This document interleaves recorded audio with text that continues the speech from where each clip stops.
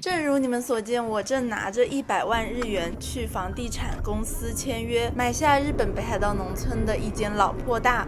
はい、これ全部入ってますか？はい。3本お渡ししますということで。整个过程呢，虽然等待的时间比较久一点，但是过程还是很顺利的，而且卖家和中介都给我带来了非常好的体验，尤其是这个卖家叔叔，他真的人太好了。我就不说在交房之前，他帮我把门口的台阶修补了，帮我换了新的热水器，还帮我把花园里的草全部割掉了，虽然现在已经长出来了。我签约的时候说我明天要先去房子那边看一看，然后他就说那我也去吧，我去给你讲解一下这边生活方面需要注意的一些事情。天呐，他没有这个义务，你知道吗？他没有义务分享。一般来说，这种很便宜的房子啊，卖掉就卖掉了，他不会给你任何的售后。这个叔叔他说，如果3个月内我的房子有重大的漏水或者什么那种重大的问题，还可以找他。出发出发！我真的超喜欢北海道的蓝天白云，还有一望无际的田野，就是这里啦。其实呢，这个镜头是我后面补拍的，因为我第一天去的时候在下雨，天气很不好。天气晴朗的时候，北海道的云真的超级大。这个锁叔叔还给我换了新的。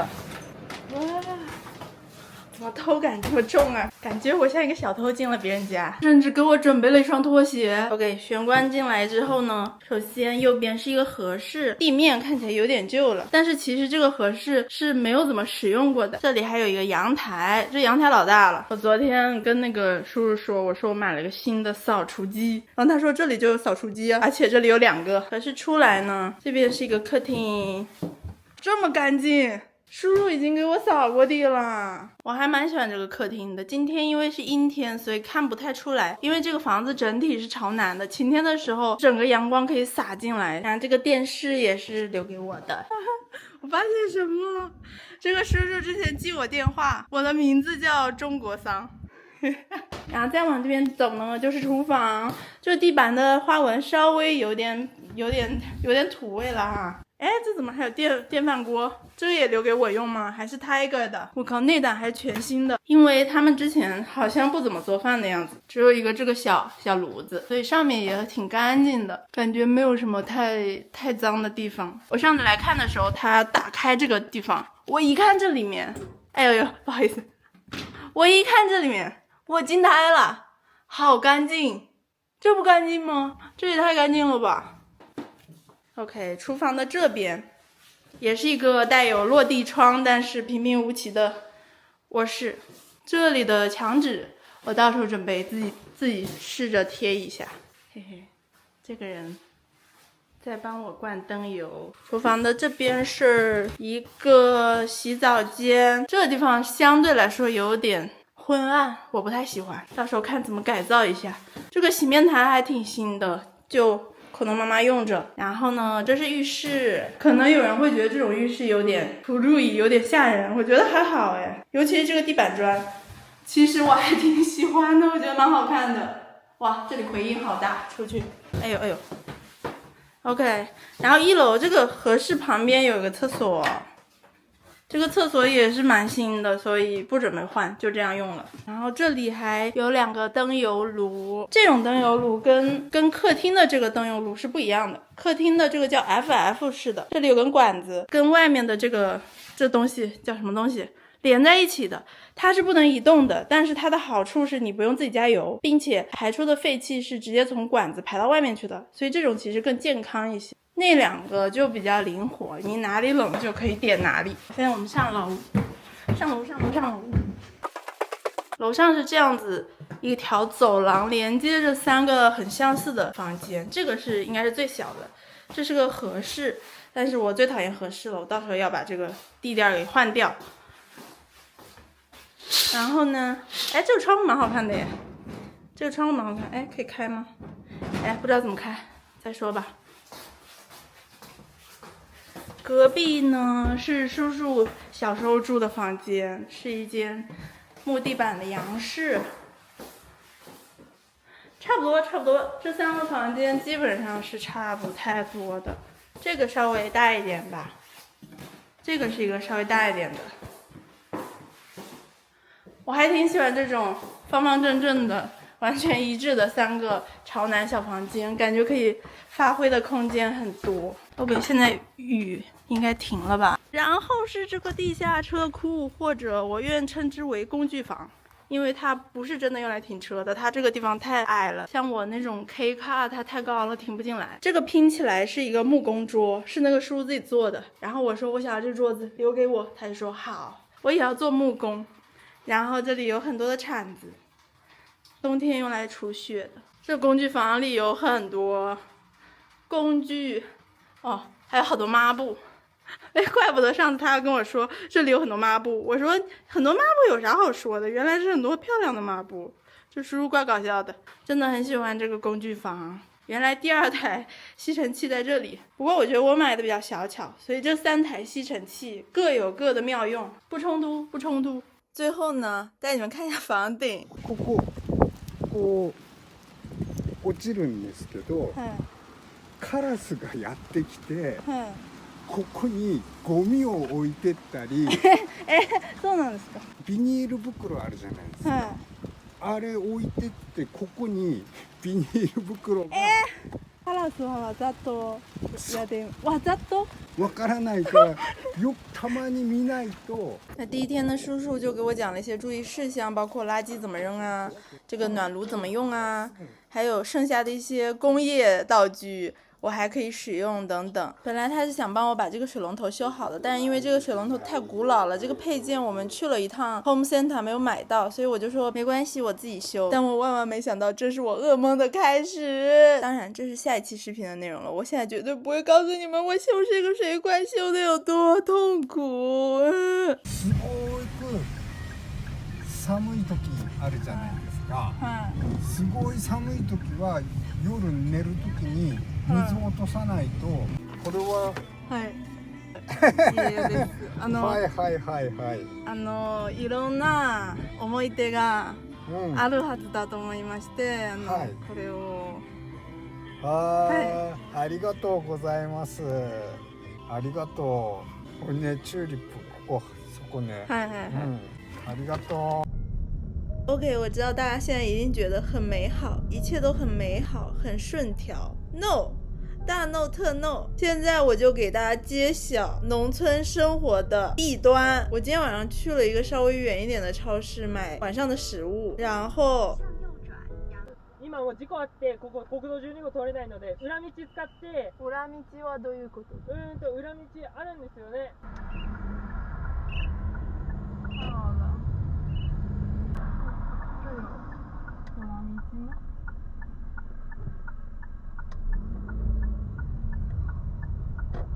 我真的操啊！我操了！向西北方向，然后向左转。我操！这是哪儿？等一下。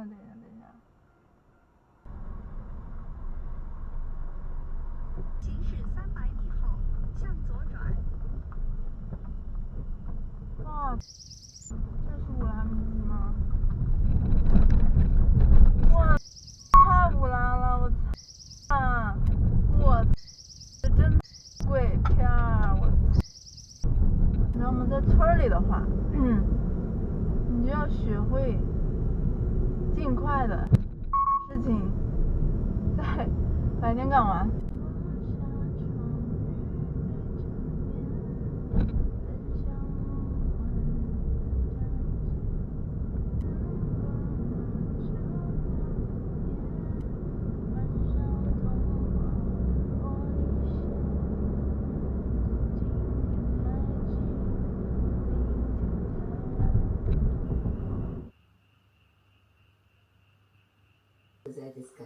谢谢你今天也看到了这里，我们下期视频再见吧，拜拜。啊，累得很。你们还记得之前我第一次来的时候这个房间什么样吗？现在这个房子一片狼藉。这是我的床，最近的床，超级大混乱。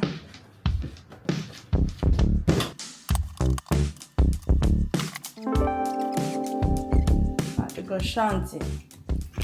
OK， 现在是已经安装好了，是这个开机不？感觉，哇！我哔哔哔哔哔，我哔哔哔哔哔，这东西噪音这么大的吗？好可怕，太可怕了吧！哦，我没有开水，把水打开，看看漏不漏水先。如果一会儿啊 ，OK， 现在重新上一遍，悲剧不会再重演。这次一定给它上的紧紧的，紧紧的，紧紧的，紧紧的。这么扯了，它也不会掉，应该没事了吧？再开一次水试试啊！不要再崩了，我很害怕，真的很害怕。那个爆炸太恐怖了。Why? Tell me why.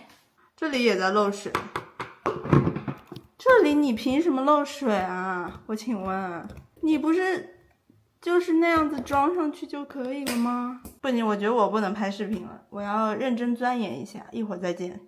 Guess what， 友友们，可能你们会觉得我现在在拉屎，不是的，给你们看一下，我装好了，在外面。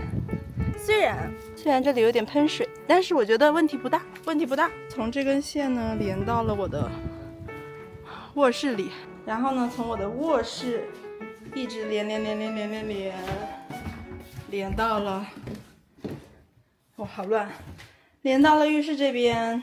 以前我总觉得这种东西很好玩，现在我觉得它很危险。OK， 这个头巨屌，它会旋转的。你们看到了吗？墙皮打掉了，发霉的地方没有掉，墙皮掉了，怎么办？好吧，那我只能说丁达尔效应，这是真的丁达尔效应了。OK， 我们现在来逐一洗冰箱的这个篮子。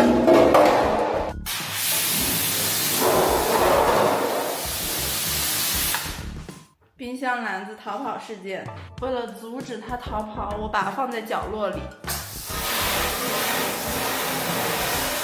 看起来很干净了，很透明，从这里就可以看到下面地板。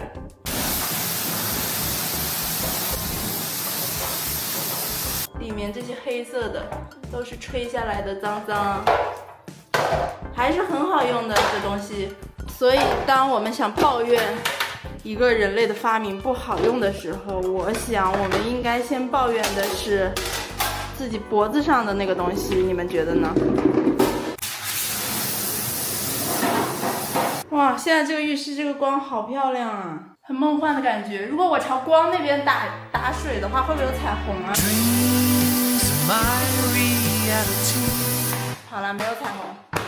现在我洗完的冰箱盒子都摆在客厅这里，让风吹一吹，把它们吹干啊，累得很。你们还记得之前我第一次来的时候这个房间什么样吗？现在这个房子一片狼藉。这是我的床，最近的床，超级大混乱。我现在真超惨，干完活超级累，然后只有这个一个露营椅可以坐着休息一下，没有坐的地方，我们家连坐的地方都没有。我每天晚上后风时间刚好可以从这个窗户这里看到月亮，在相机里面看像一个灯，但其实是月亮，肉眼看是很大很明亮，可以看到月球表面纹路的那种月亮。今天的晚饭是猪肉饭、大头菜和莴苣，夏天的 kiwi 啤酒，还有菠萝一大包，好饿呀！这饭你就吃吧，一吃一个不吱声啊。不好吃，不好吃。我现在一点都吃不了日本饭，我现在最喜欢吃的就是印度饭，准确来说是尼泊尔饭。不喜欢吃日本饭，都是一个味儿，所以我其实真的很着急，我想赶紧把厨房弄出来。我现在一天不吃自己做的饭我就难受，你们知道吗？喝口酒，干杯！不好喝，不好喝，吃吃小咸菜吧。小咸菜还挺好吃的。我看评论区大致分为两种人，一种是你虽然买这房子只花了5万块钱，但是你装修翻新，你每年交税要花好多钱，10万顶不住。还有一个种类，哇，太羡慕了，3万块钱要什么自行车，能住就行了。其实我觉得真实的情况可能是介于这两者之间。这个房子吧，确实是你想这样住也可以，但是我可能不会想就这样住下来。我买它的目的就是因为我最近这段时间我对翻新房屋感兴趣，包括木工，包括用电钻滋的这种东西，不知道为什么到年龄了逐渐变得感兴趣了，所以我才买这个房子。我买这个房子一部分目的就是为了自己来 DIY。 我觉得我还挺享受修房子的乐趣的。你说这房子需不需要花10万去修？如果你全部找别人翻新的话，可能10万确实打不住的。我现在真的逐渐理解一些我以前不能理解的东西，比方说人为什么要喝酒，人为什么要喝酒，我从来不想喝酒，直到我最近累到了我想喝酒。质疑老登，理解老登，成为老登。我现在已经是个偶机丧了，怎么办？我所有的爱好偶机丧，我的想法偶机丧。你看我现在坐姿偶机丧，我是一个偶机丧啊，朋友们。我就是喜欢这种刚刚开始游戏，进入了一个新手村， NPC 还没有全部加载出来，空荡荡的城市，你需要在这里寻找最基础的生存资源，以谋求活下去这件最基本的事情。就好像你玩塞尔达开塔一样，刚刚开始地图还是黑色的，然后你一个塔一个塔的开，点亮整片地图的感觉。我觉得人生就是用来体验的。我知道我选择了某一种非常小众，或者说很多人不会理解的生活模式，但是如果有一份冲动你不抓住的话，以后可能就没有了。那我觉得如果大家对这种奇怪的人生选择抱有一丝兴趣和幻想，但是自己又不敢尝试的话，希望我可以某种程度上替大家走一下没有走过的那条路。没有走过那条路是否有你们想象的那么美好，或者说它其实不值得，它很痛苦，它会让人后悔。感谢大家看到这里，也欢迎大家关注我。拜拜。不想贴了，太麻烦了。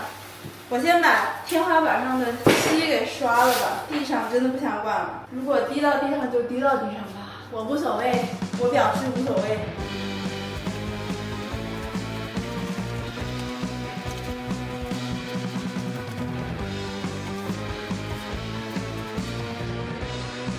现在已经是晚上了，现在已经是凉爽的晚上了。哎，好累啊，还没有开始刷已经累了。还需要一个容器来装油漆。Oh my god， 怎么办？我没有买那个东西。你们知道人和猴子的区别在哪里吗？人会灵活的使用工具，我觉得用它来装油漆再合适不过了，一次性的，还找了一个勺子。天才，晃匀一下。一桶漆还是蛮重的。其实呢，理论上来讲，刷漆应该是把整个地板都铺上，然后包括这里也要贴起来的，但是我懒得贴，就这样吧。把多余的漆滚滚掉。手有点抖，它比想象中的要简单，但是比想象中的要使劲儿。这里需要使一定的力气才能把漆给按到那个纹路里面去，好累啊。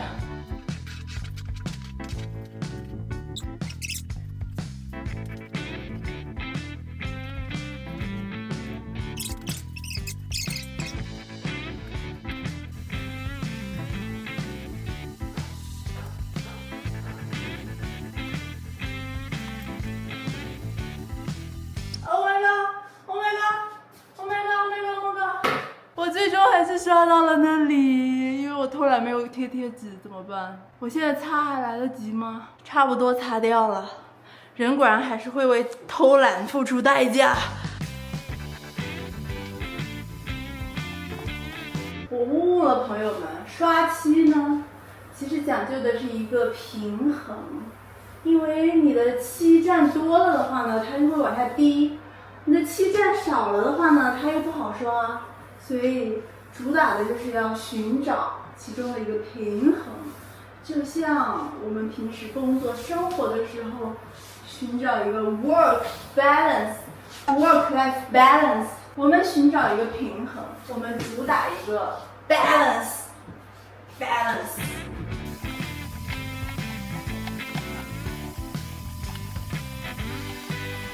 我是一个粉刷匠，粉刷的名匠。原来粉刷这件事情历史已经这么的悠久了，我们甚至有专门的歌曲来称赞、来赞美这个行为，足以说明这个行为是多么的历史悠久，是多么的受人尊敬。我现在每天的运动量真的大概1天的运动量是我之前1年的运动量。OK， 第一遍顺利涂完。不知道为什么刷完漆之后，我本来以为应该是手腕比较累，但是你们知道累的地方是哪儿吗？是脖子，就是脖子后面这一根筋这里，两边都是，好痛，好累。OK， 给大家看一下我第一遍涂的效果，嘿嘿。嘿嘿嘿嘿，有点丑，有点丑。但是呢，我在网上看了大家涂漆，好像第一遍都很丑，所以问题不大，问题不大。外面天好蓝。不知不觉，终于到第3遍了。这一遍上完之后呢，天花板差不多就结束了。OK， 第3遍呢就要开始处理这种边边角角的细节了。其实这种细节应该用细节炭滴落了，没关系，我现在已经不在乎了，你知道吗？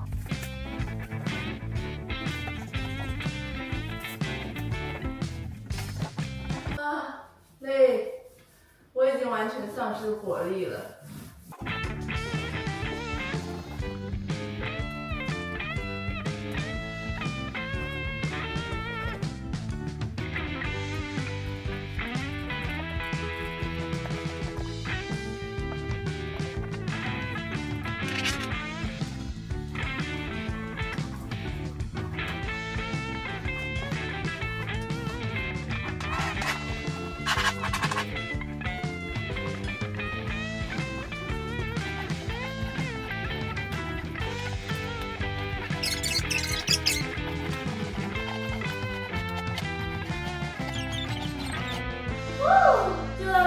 就到这里吧。虽然还有一篓一篓的不完美，但是没有关系。我不是完美主义者，我不是处女座，我是天蝎座，所以 I don't care，I don't care， 就这样吧。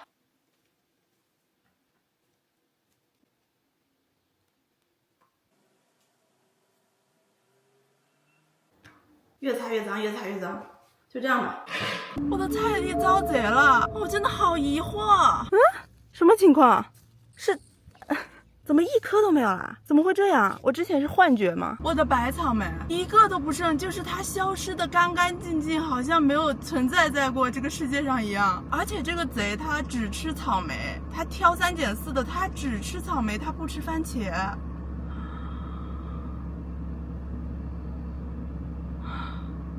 我的草莓我自己还没。算了 ，relax chill。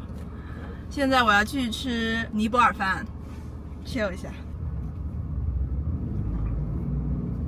哇，这家种的向日葵好好看啊！而且他也种了很多番茄。为什么乌鸦不来偷他的东西，要偷我的东西？伤心啊！到了。我很喜欢这家店，我觉得这家店很有氛围感。看这个小花，还有这边停了自行车，很有意思。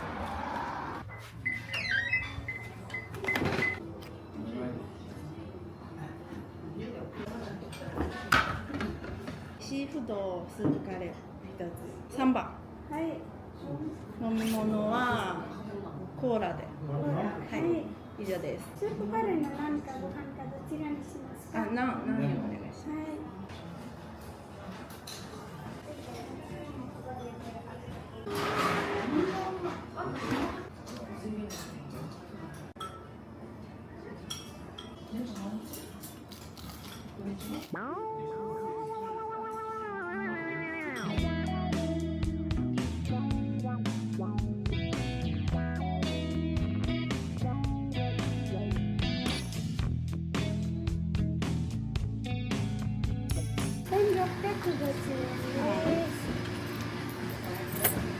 ごちそうさまでした。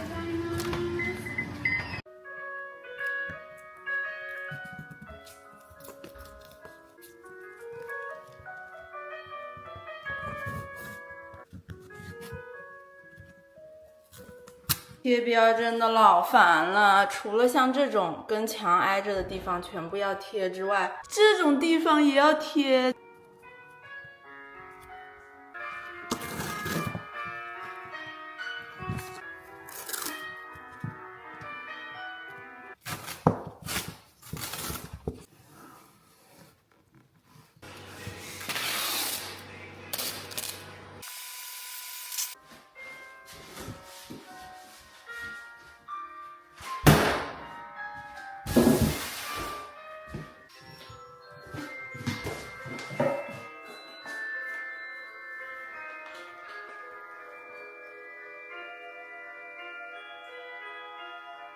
哎呦，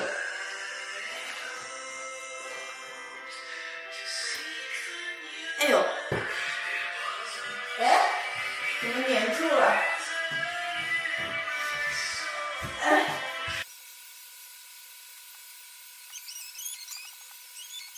我发现这个东西我不如用手抹，用手我还可以做出各种花纹。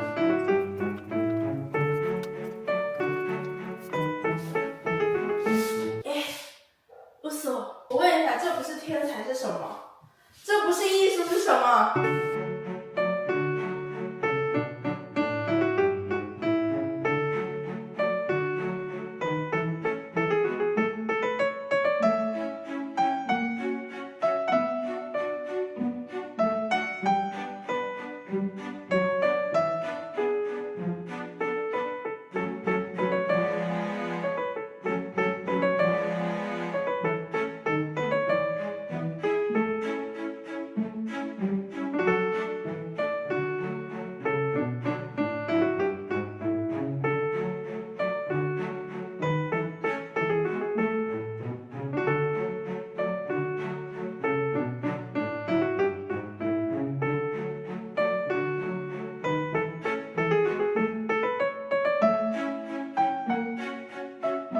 我现在有点担心我买的这一袋够不够用，因为我这种涂法我感觉好像有一点涂得太厚了，不知道够不够涂满我这一间房间。虽然远远的看好像还可以，但是其实有点小失败，家人们。这个东西它在这个缝这里它会有点裂，这种纹理其实我还蛮喜欢的啦，留下了我手的温度。但是我有的地方它手控制不好厚度，它这里太薄了，就会露出之前的墙皮。可能需要补一下，但是问题不大，问题不大。这个东西是真的重。今天快递员上门送这个东西的时候，他拿着那个箱子，叽里咕噜说了一句话，我说不好意思，我没听懂，你能不能再说一遍？他叽里咕噜又说了一遍，然后我说啊，我没有听懂。然后他实在忍无可忍，用最简单的日语跟我说，这东西太重了，我要赶紧放下来了。然后我就说啊，不好意思，不好意思，你赶紧放下吧，直接放下就好了，太礼貌了。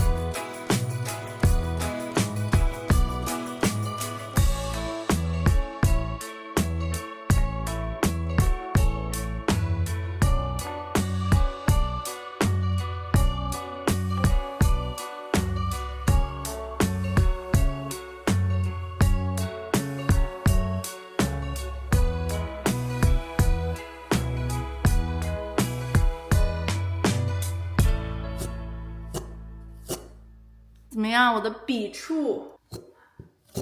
不要说你们看不懂，这很艺术的好吗？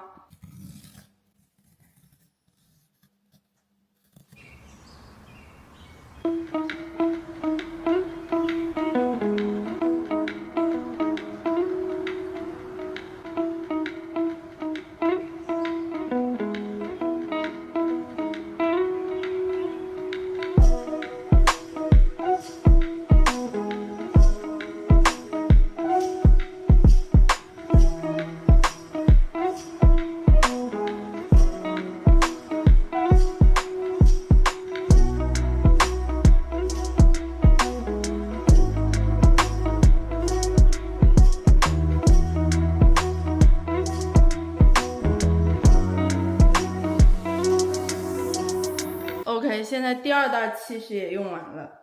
这个漆石也太不经用了吧！我本来以为2袋刷一整间房间妥妥的，虽然说大体看起来是刷了一遍，但其实我这边刷的很薄，我这个墙这里刷的很薄，因为我怕它不够，我想先大体的铺一层，然后再买一袋回来，把这些刷的不够的地方再补上一层。那个黑色的就是我刚才补的，我订购的第3桶洗柜终于到货了。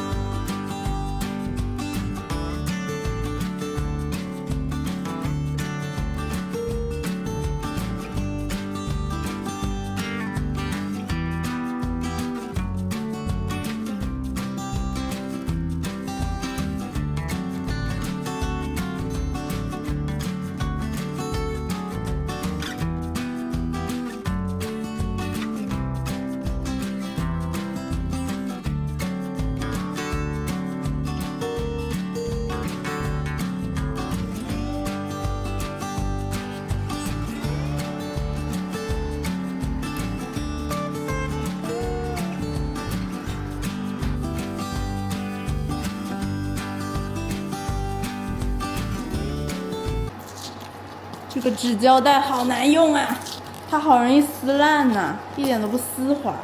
我没办法拍那种让人爽的视频了，因为它真的一点都不丝滑。我必须得这样子从侧面用力，才能保证它不断掉。可恶啊！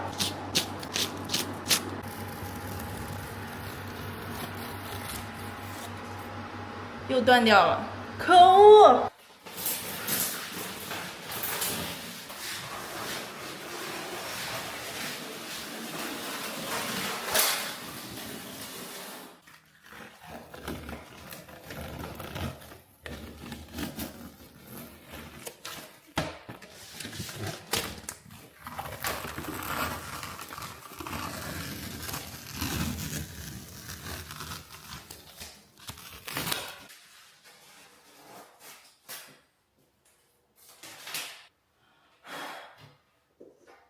哇，今天的天气也是超级相当无敌好，就是有点热。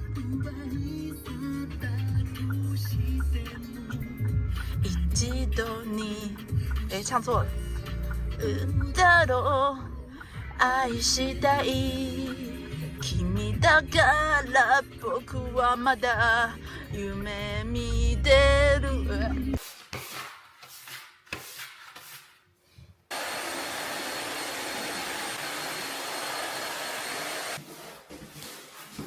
终于可以开启我这一卷地板了。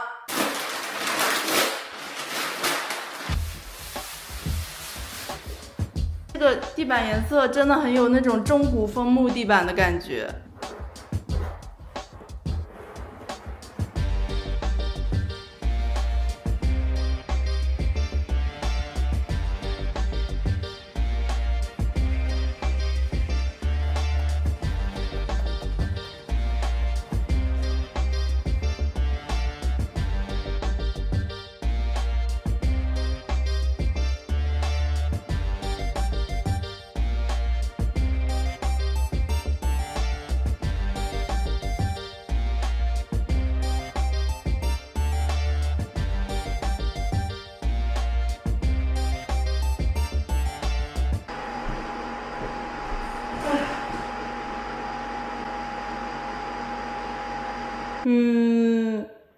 把指甲膏劈了，好痛，这里很痛。有没有人知道日本这种地板革里面是不是有什么纤维？是不是有什么玻璃纤维之类的？为什么我铺完这个地板之后，我感觉我满身除了手和脚还有腿，只要露出来皮肤里面都感觉扎满了很多很小很细的刺，就是有点疼，但是又不至于去医院的那种疼。谁能告诉我？谁能告诉我？我真的很困惑。但是第二天又没了。好，我推测啊，本期影片的这个评论区肯定有人要说，你竟然用双面胶贴地板革，过一会儿，过2天，过2周，你这个地板就要掉了。我就是偷懒用双面胶贴，我看看它能挺多久，我看看它多久会鼓包会掉，好吧？我们做个实验，我感觉它看起来挺结实的，说实话，而且我还用了这个接缝剂。这个接缝剂的原理呢，它是一个化学的液体，它会把这个地板革给溶解，然后让2片地板革之间形成一个密闭的东西。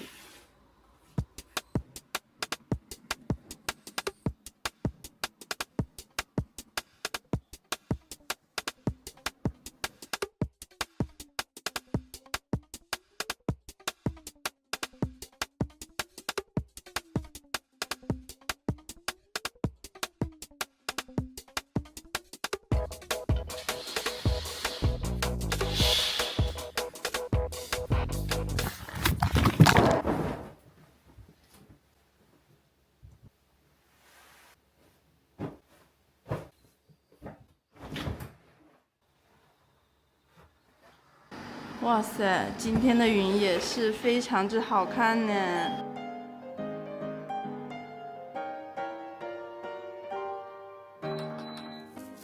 记录一下第一次在这个家开火。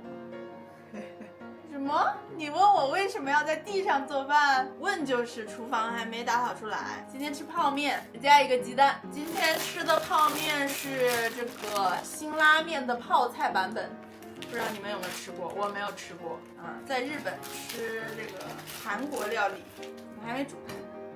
电磁炉行不行？哈呀苦，爷都饿死了。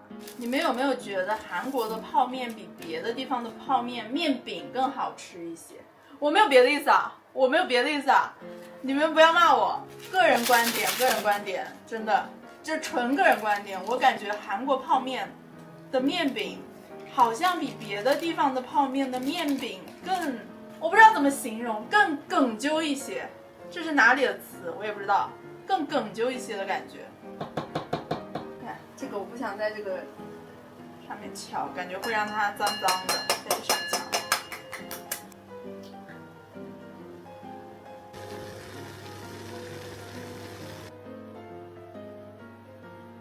这个泡面煮完了之后呢，我可以直接这样子平移挪到我吃饭的这个桌子上面来。这个叫什么来着？动线，一个完美的动线。OK， 让我们来看看今天的晚饭：泡菜拉面，2个小橘子，可能是3个，也可能4个，看心情。1根黄瓜，1个 cheese 呢，cheese cake， 很好吃，基本上可以当零食吃，我很喜欢吃这个。它还有哈密瓜味的、蓝莓味的，还有别的味道的。好奇怪啊，我觉得拍吃播是一件很哈兹卡西的事情，真的。我觉得拍吃播比我这个拍那种前面很丑后面很美的化妆视频更让我哈兹卡西，我不知道为什么。这泡面挺好吃的呢，这个比那个原始版的辛拉面好吃一点。你们吃面会发出声音吗？我吃面会发出声音。然后呢，我来了日本之后发现日本人吃面都会发出巨大的声音，他们吃别的东西没有声音，但是他们吃面一定会发出声音，而且声音越大越礼貌。我觉得世界的评价标准它就不是一样的，所以咱们干任何事情别管别人怎么评价你，这个事情它在某一个评价体系下面不合理，它在另一个评价体系下面它就合理，只要这个事情没有影响到别的人，爱咋咋，我的评价就是爱咋咋，管那么多，累得慌。我突然发现我这个黄瓜长得好像 Rick， 不像吗？你看这个头的形状，它如如果不是长这么长，它如果短一点的话，这个形状完全就是 Rick。Hello， 大家好，今天我们来reform一下浴室外面的这个更衣间。这个更衣间我之前第一次来这个房子的时候，我觉得好暗，但其实我后来发现不是因为它采光不好，这间房采光非常好。它暗是因为之前它这个房间里放了很多杆子，怎么形容？就很多长条形的东西在房子高空的地方，然后放了很多木板用来置物。我不知道他们拿来那么东西要放在这个房间里，再加上这个房间所有的墙壁都是木头颜色的，反光也不太好，再加上这个房间之前那个灯是一个很老式的环形的 LED 灯，灯光也很昏暗，所以种种原因导致了这个房间非常昏暗。那我的解决办法呢是，首先我把那些置物的板子啊、杠子啊都给拆掉了。哇，拆这个东西我没有录视频，但真的很困难，因为它好多那个钉子都滑牙了。我真的为了那个拆掉那些滑牙的钉子，把我给搞得快崩溃了。但最终还是顺利的把我想拆的东西都给拆下来了。出大问题了，朋友们，我忘记这种木头上漆是要上底漆的了。现在这个木头上了漆之后，它会透出这种黄色的斑，即使是我这边上了很厚一层做测试，还是会有一点黄色露出来。所以我现在要去 Home Center 紧急买一个底漆，不知道算不算亡羊补牢，但是这间屋子还有很多墙要刷，所以这应该不叫亡羊补牢，这应该叫什么呢？知错就改，回头是岸，浪子回头金不换。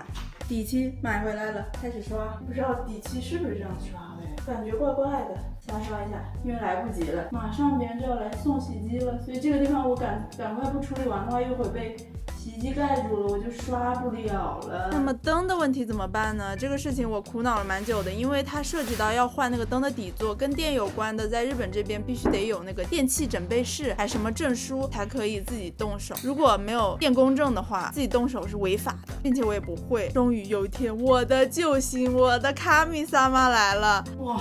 封层果然是好用呀，一下子就白了。我们果然还是要相信科学的力量呀。那么关于这件事呢，我真的是感恩中的感恩，我不知道人为什么好到这种程度。等一下，我先安个洗衣机。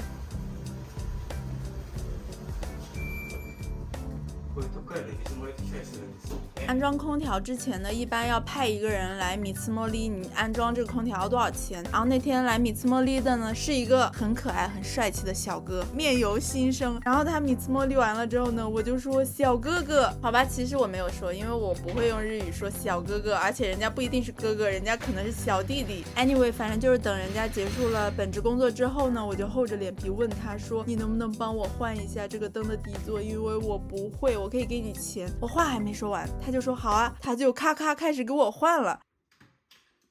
因为之前我其实问过一个装修老油条在米茨莫利别的东西的时候，他很不屑一顾的跟我说换一个这个东西要2000块钱，而且人家是不接这种小单的，除非你下了更大的单，人家才能顺便接一下这种小单，好离谱。 OK， 然后呢我就想说这个小哥他既然愿意帮我换的话，一会儿我给他多少钱都可以。然后他很快就帮我换完了，并且还帮我试了一下能不能用。然后我就说那我给你多少钱，他就说不用钱了，因为这个太简单了，所以不用钱了啊！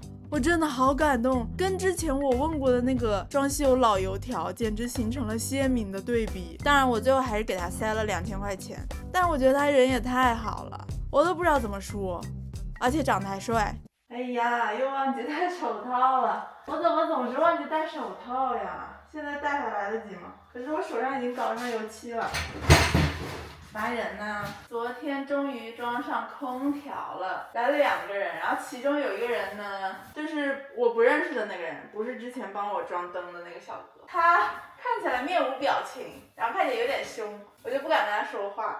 他进了我的卧室之后呢，他就说你这墙你自己刷的？我说呢。他说天才，一下子给我夸懵了。我在想他说啥？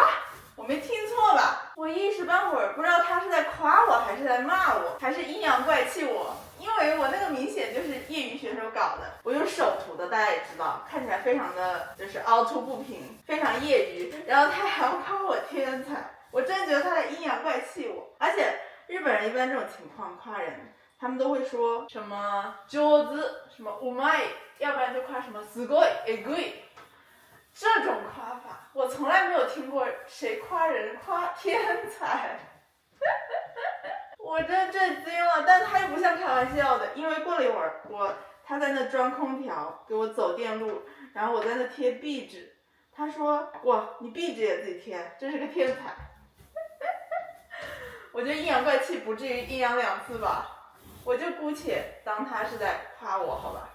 然后最后付钱的时候，因为我忘记换零钱了，我不知道他们没有找零，所以我都是整1万的。我说剩下那几百块钱你们去便利店花了吧。然后他说不行不行，然后他就意思是那100块钱他帮我出了，我就说真的吗？实在是太抱歉了。然后我就让他稍等一下，我就去翻我的那个食品的箱子。可惜的是，我现在还没有完全搬过来，我这里没什么东西吃的，所以我就送他了2包我最喜欢的康师傅的番茄泡面。我说这个是我们中国的特色拉面，你可以回家品尝一下。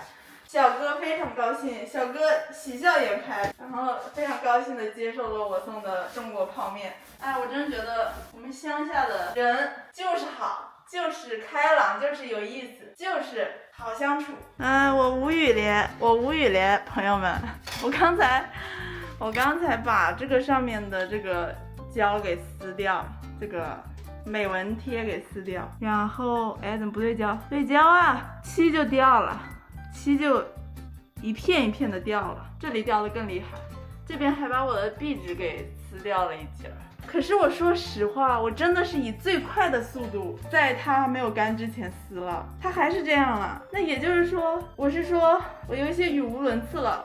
也就是说，刷漆一般要刷3遍吧，你刷1遍，你就要撕一遍这个美纹贴，然后再贴一遍，再刷一遍，再撕一遍，再贴一遍，再刷一遍，再撕一遍。是这意思不？不可能啊，谁做得到啊？我请问呢？修补，开始修补，也不是不能修补，我们轻轻的再涂一点漆上去，抚平毛躁。我又想提问了，如果是这样的话，我贴那个胶有什么用呢？我贴那个胶有什么用呢？我不如直接最开始就这样涂算了嘞。谁告诉我？谁 answer 一下咪？谁告诉我？我真疯了，又忘记戴手套了，救命啊！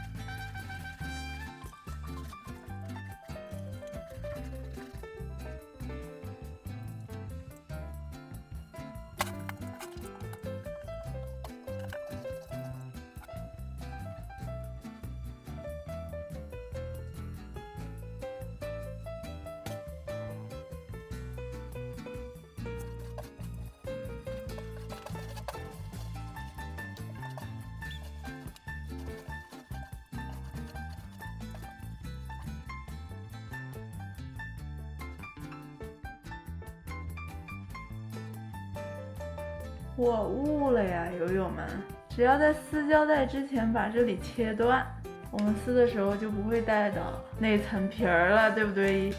天才，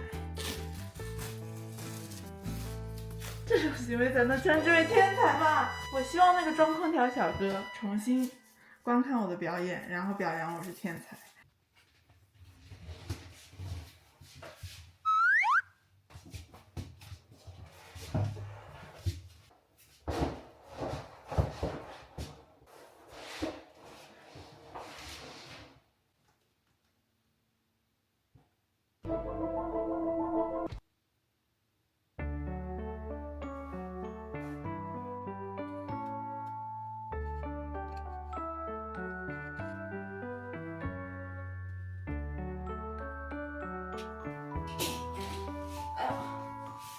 太慢了，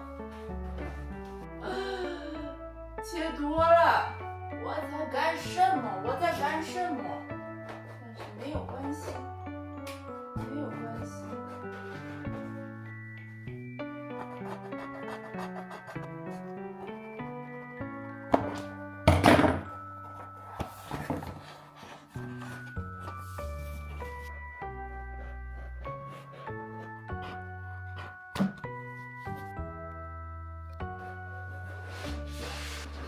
长度。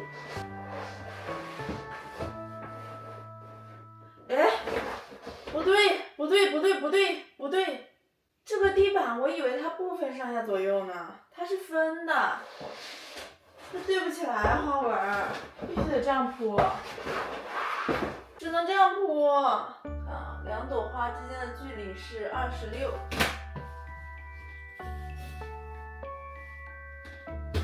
25、26，哎，怎么会是刚刚好呢？1孔2、3、4、5、6、7、8，1、2、3、4、5、6、7、8。Oh my god！ 原来是这样，那我这里有少一条怎么办？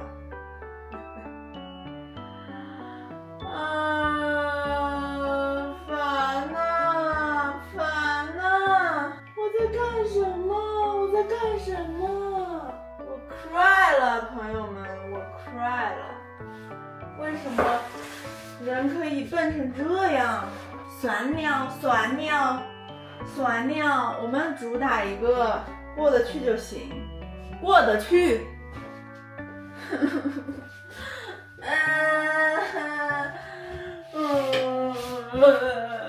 我刚才为什么要这么着急把这边剪了？真的好烦呀！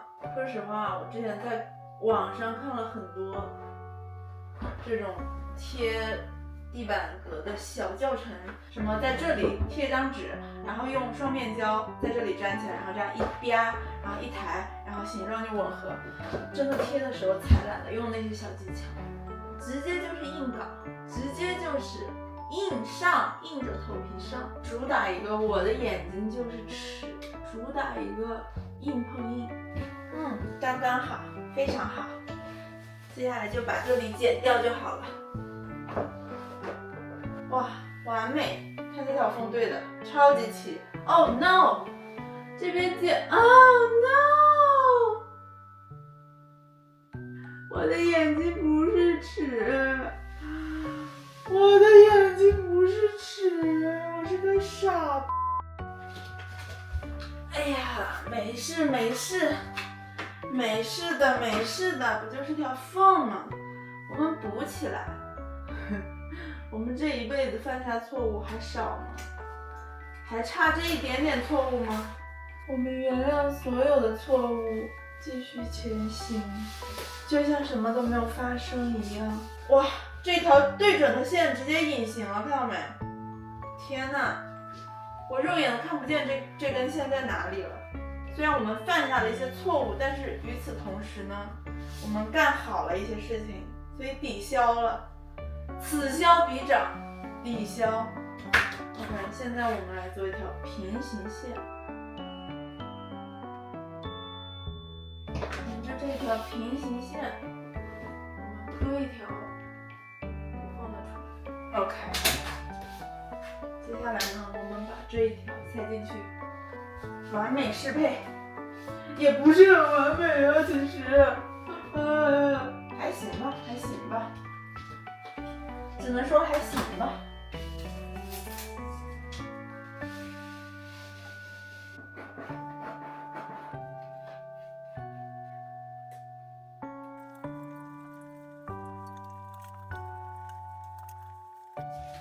怎么还这么丑啊？为什么这么丑？劳累了一天，竟然装上了这么丑的窗帘啊！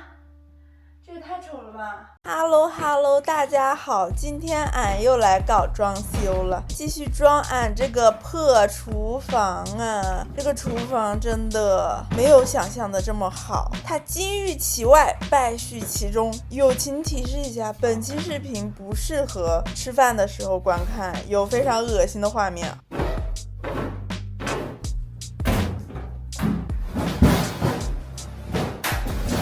我之所以要把这几个都拿出来，是因为首先这下面很脏，可能要先打扫一下。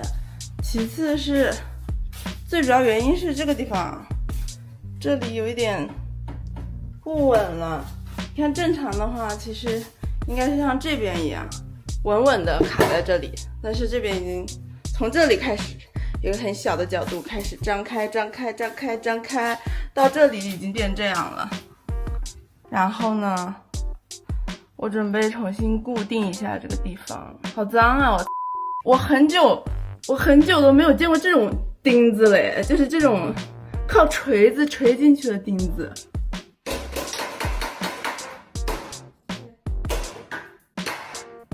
哎，好像进去了一点，还是有用的，还是有点用的。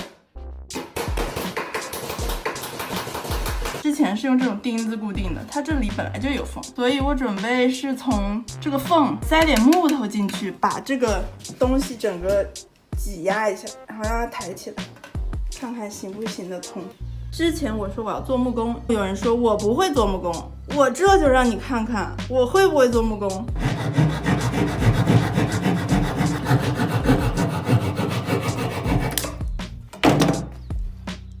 怎么样？完不完美？这个小梯形，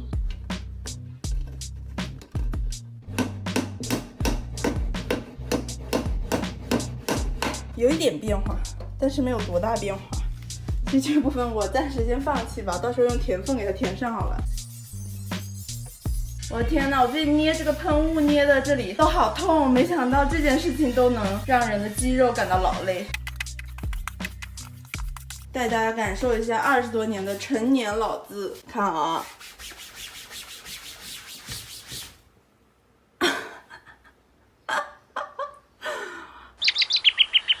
好他妈脏啊，好他妈脏啊 ！OK， 我现在已经擦到第5遍。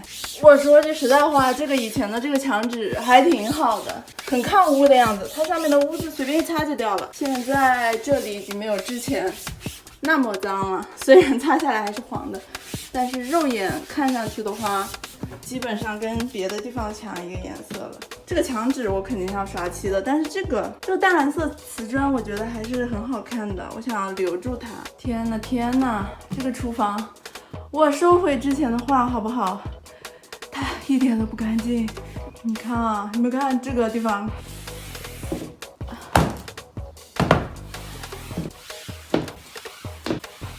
不要小瞧任何一个45年的老厨房，好吗？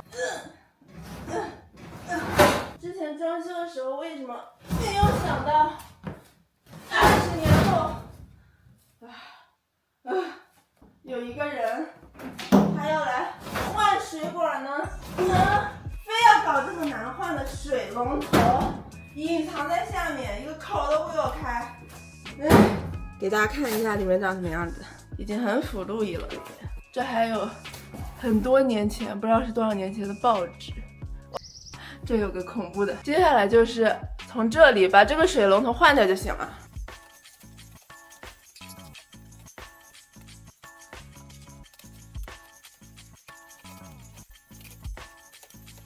这个管甚至都不用换，好吧，把这里拆掉换了就行。那我把这全都拆掉干什么？我是不是有病啊？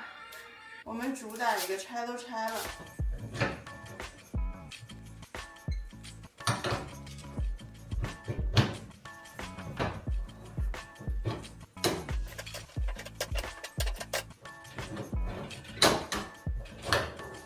上面这个怎么办呀？上面这个好像需要专门的什么东西。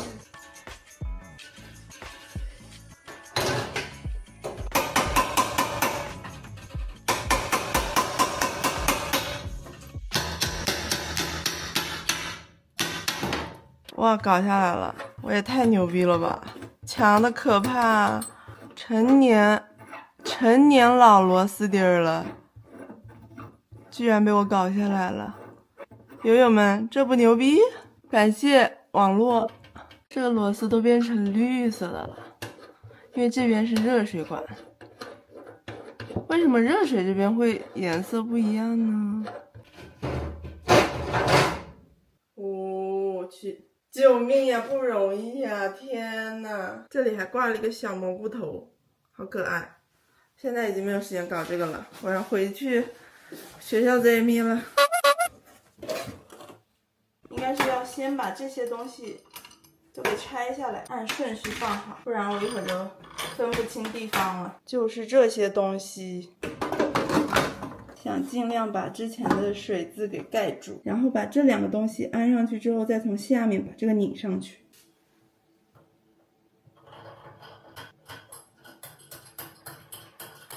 这东西叫什么啊？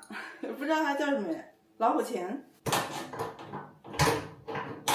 应该不用拧很紧吧，因为它并不是防水的作用，它只是固定这个的作用。接下来就是把水管接回去，对吧 ？So simple, so simple。糟了，这水管哪边上哪边下，完全忘记了。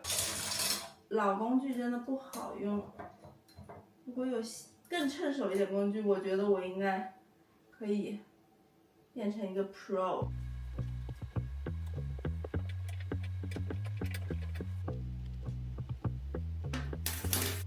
刚才把这个东西搞丢了一个，垫片很重要吗？有没有懂的人 ？OK，anyway， 也算是这个水龙头终于装好了。现在呢，我们就打开水阀试一下它漏不漏水。激动人心的时刻到了，你们看一下老式水阀，这个水控制浴室这个洗面池和刚才那个水龙头。赶紧去看看，如果它漏水，我这就要发水灾了。对，不对，等一下，我没关这个水龙头，如果直接这样放出来就，哦，我关了。激动人心的时刻到了，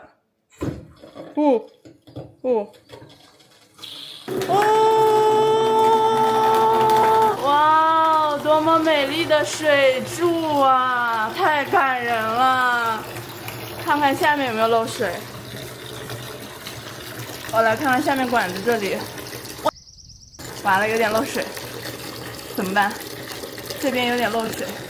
Hello， 大家好，我胡汉三又回来了，防水的胶带买回来了。今天我不把这个修好，我就不姓胡。走，修水管，真是气死我了！一个小小的水龙头竟然敢困扰我长达1周之久，这像话吗？不像话。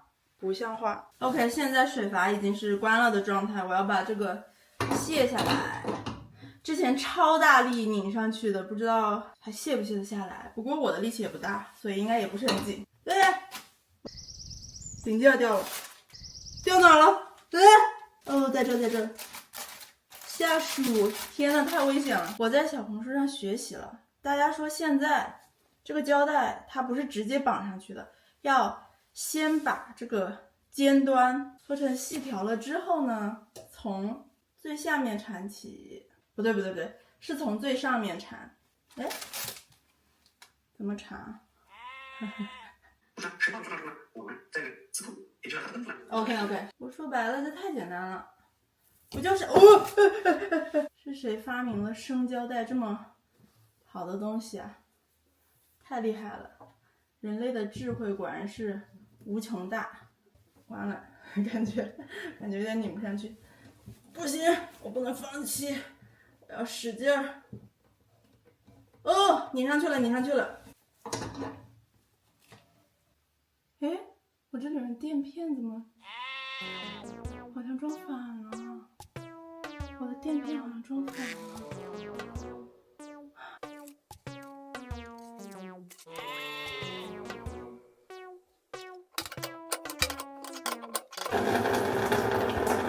怎么还漏？等一下，这边好像没有漏了，这边没有漏了，这边怎么回事？真的，我已经被生活逼成了一个专业的水道工。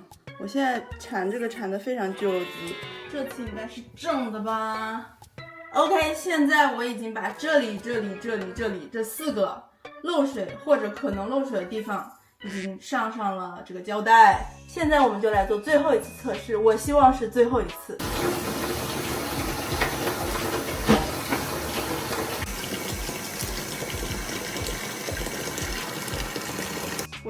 我他妈是个天才，把天才打在公屏上。我跟这个水龙头战斗了整整1个星期，今天终于成功了 ，yes！表扬我，我想把这个厨房上面这个灯拆掉，然后我就在仓库里找到了这个东西，这是一个钉子，对不对？我的手远点看，我的手不需要扭它，我直接往上一怼，我一怼，这钉子就松了。就它这里有一个控制按钮，如果往上的话，这样往前怼的时候，前端就是顺时针转的，好神奇！这谁发明的？太天才了，我天！前几天呢，我在清理这个窗户的时候用了这个东西，这东西不要太猛了。以前这个窗户是这个颜色的，这个应该是之前上的漆。我用这个喷了之后，用刷子一刷，这外面的这层漆全都被我刷掉了。所以我觉得，要不然就直接把这些全部磨掉，把它恢复成原木的颜色，这样跟这个蓝色的厨房也更加搭配一些。OK， 木头的打磨器和水性涂料买回来了。怎么磨不掉啊？我已经买了最粗的砂纸了，但是看起来效率还是很低的样子。没想到砂光机成为了我第一个想购买的工具。搓出火星子了都快！砂光机买回来了，比我想象中的要重一些，我以为这个东西会很轻呢。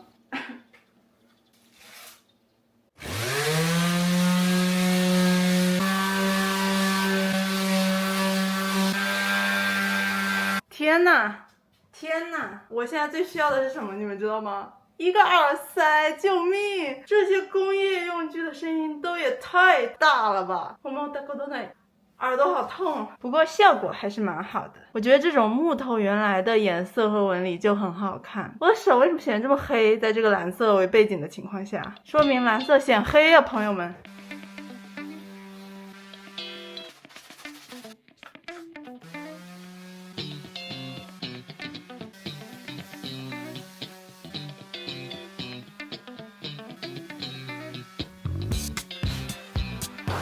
这个不好用，手很麻。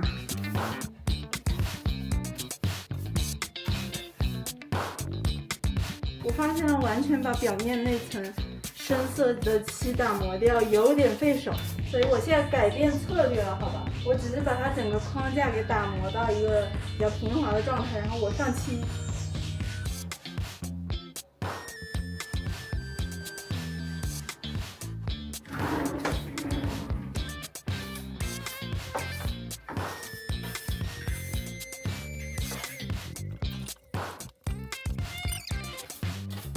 为什么这个窗户里面的灰它就扫不完呢？我扫了很久，每一次我都觉得我扫完了这里面的灰，但是过了一会儿，这些灰又出现了，为什么呢 ？Why? I don't understand. 今天云好漂亮，给你们看一下，超漂亮。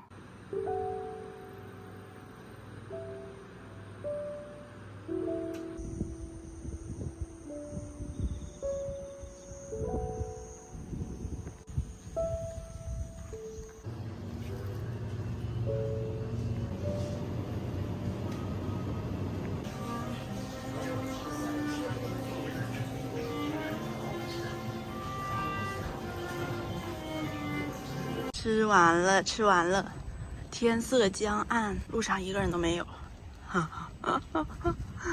为什么路上一个人都没有，但是餐厅里面却一片祥和的气氛呢？啊，凉爽的夏夜，今年冬天下雪了，这肯定很美。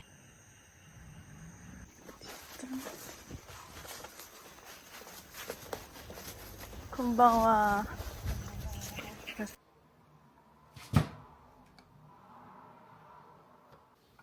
耶，等一下，什么情况？什么情况？这是什么情况？为什么它无法粘上去？忘记贴美纹胶了，现在只有硬着头皮把它全部填上，然后一会儿上网查一下，看这种淤出来的美纹胶要用什么东西擦掉，太惨了。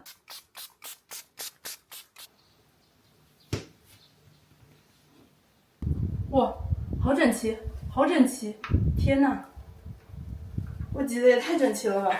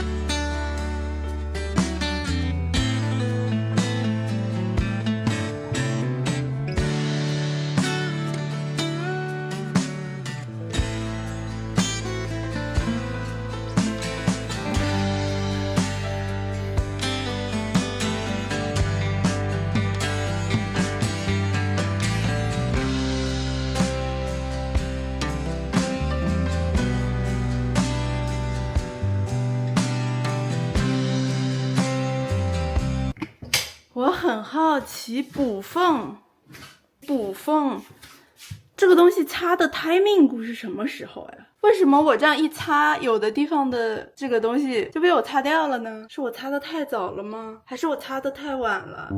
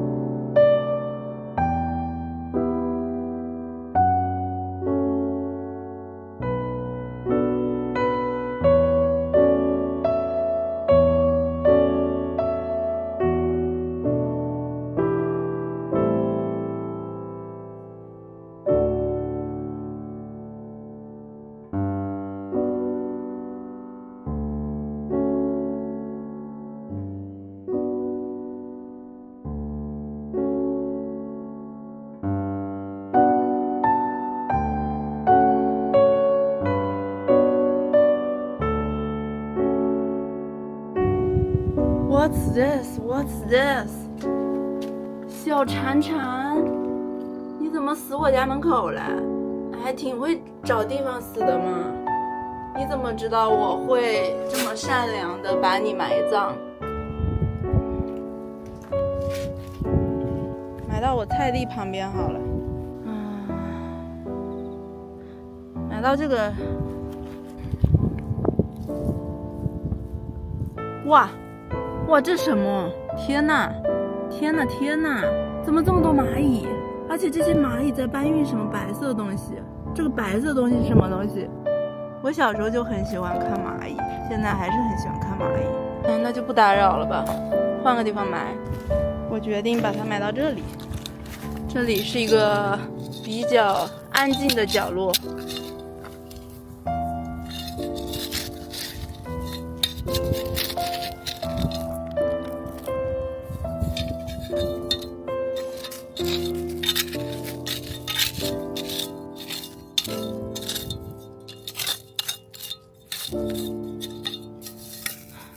おやすみなさい。一个噩耗是拆这个东西破坏性也太大了，把我的墙和天花板都搞坏了，救命啊！墙其实还好说点，这个天花板，我觉得这个墙其实我自己可以修，无非就是好不好看的问题。但是我本来就是要重新贴墙纸的，所以我觉得没关系吧。哦，这个洞里面有断热材，当时建房子的时候肯定是材料不够用，所以有的地方塞了断热材，有的地方就没有。节约材料。看看天井里面是什么样子的，怪不得这房子冷，这里面根本就没有塞断热材，好不好？我们看一看，完全没有，只有这里有一包断热材。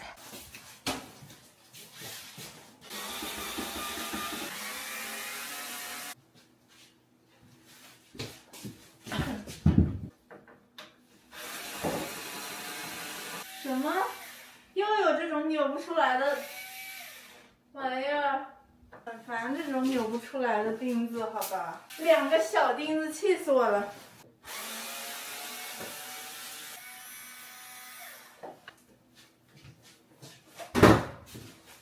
我真的很烦住了，就是这种钉眼已经刮花了的钉子。我看网上说用什么皮筋，反正我是不行。然后还有一种方法就是用那种小的，我不知道叫什么，一个刀在这里割一条口，然后再把它取出来。我哪有那东西啊，烦！这里其实是哈利波特住的地方，你们知道吗？就是楼梯下面的阁楼。我觉得这个空间不用起来的话，有点太可惜了。这个地方我其实想把它做成一层一层的置物的东西，然后可以拉出来，然后放一些厨房的东西。但这个东西我最近肯定没时间搞，救命啊！我现在基本生存需求还没有解决呢，额外的东西晚点再搞，晚点再搞。哇，你们看这个墙有多脏？这个不是墙的颜色哦，这个是脏的部分的墙的颜色。这个墙本来的颜色应该是这种缝隙里的这个白色，还有天井，你们看，本来这个天花板应该是那个白色的，变成了黑色的。我天呐 ，Oh my god， 脏脏脏脏脏！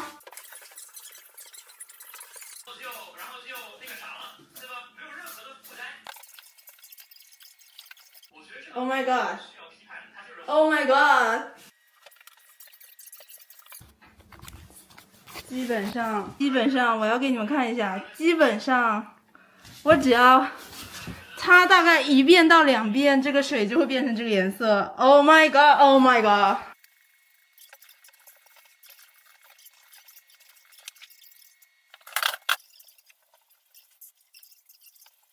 OK， 今天呢，我要来修这个超级棘手的天井。这个天花板真的是唯一一个目前我觉得有一点困扰的东西，但是呢，问题也不是很大。其实它原理很简单，我只需要把我买回来的那个石膏板切割成合适的形状，用钉子钉上去。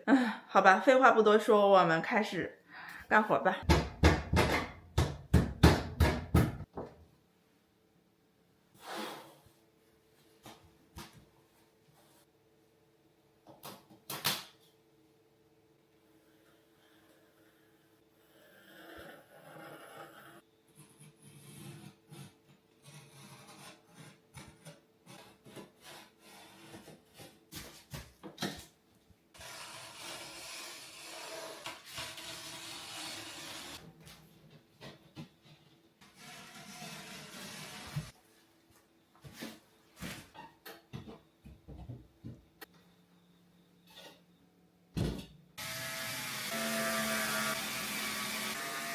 瞧瞧我钉的这个天花板，别太完美了，朋友们。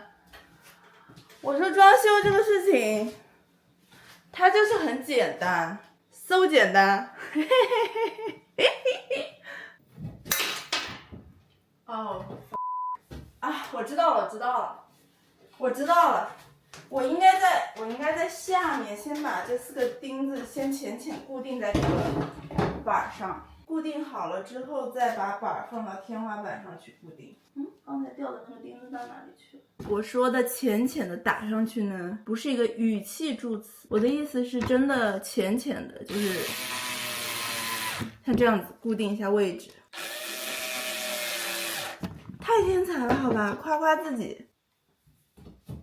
这东西没地方放，就先放这儿吧。很怪。很怪，但是管用。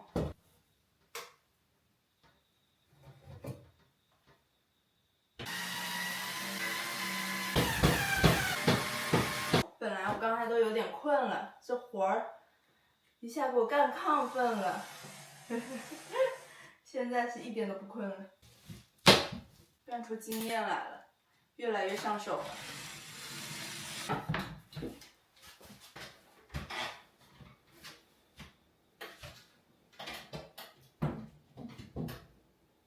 我勒个去呀！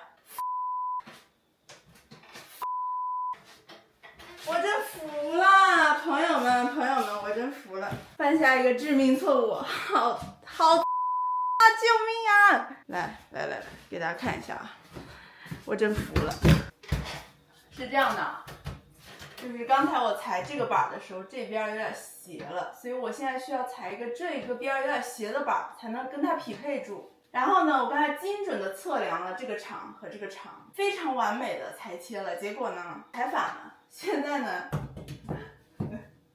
是这么一个状态。如果我想要完美的契合它呢，我就得这样反过来。怎么会有如此的事情啊？我请问呢？你们猜我会做什么？我会反着装它。OK， 我会反着装它。因为呢板子不太够，一方面是板子不太够，另一方面是我这个天花板之后要贴一层东西的，美观方面也没关系。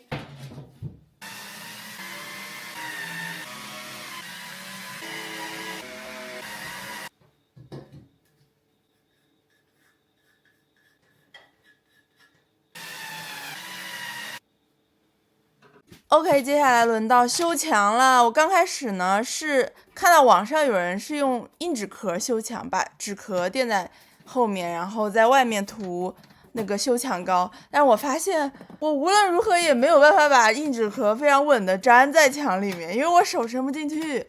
所以呢，我就放弃用硬纸壳了，我就购买了这种金属做的专门的补墙的东西。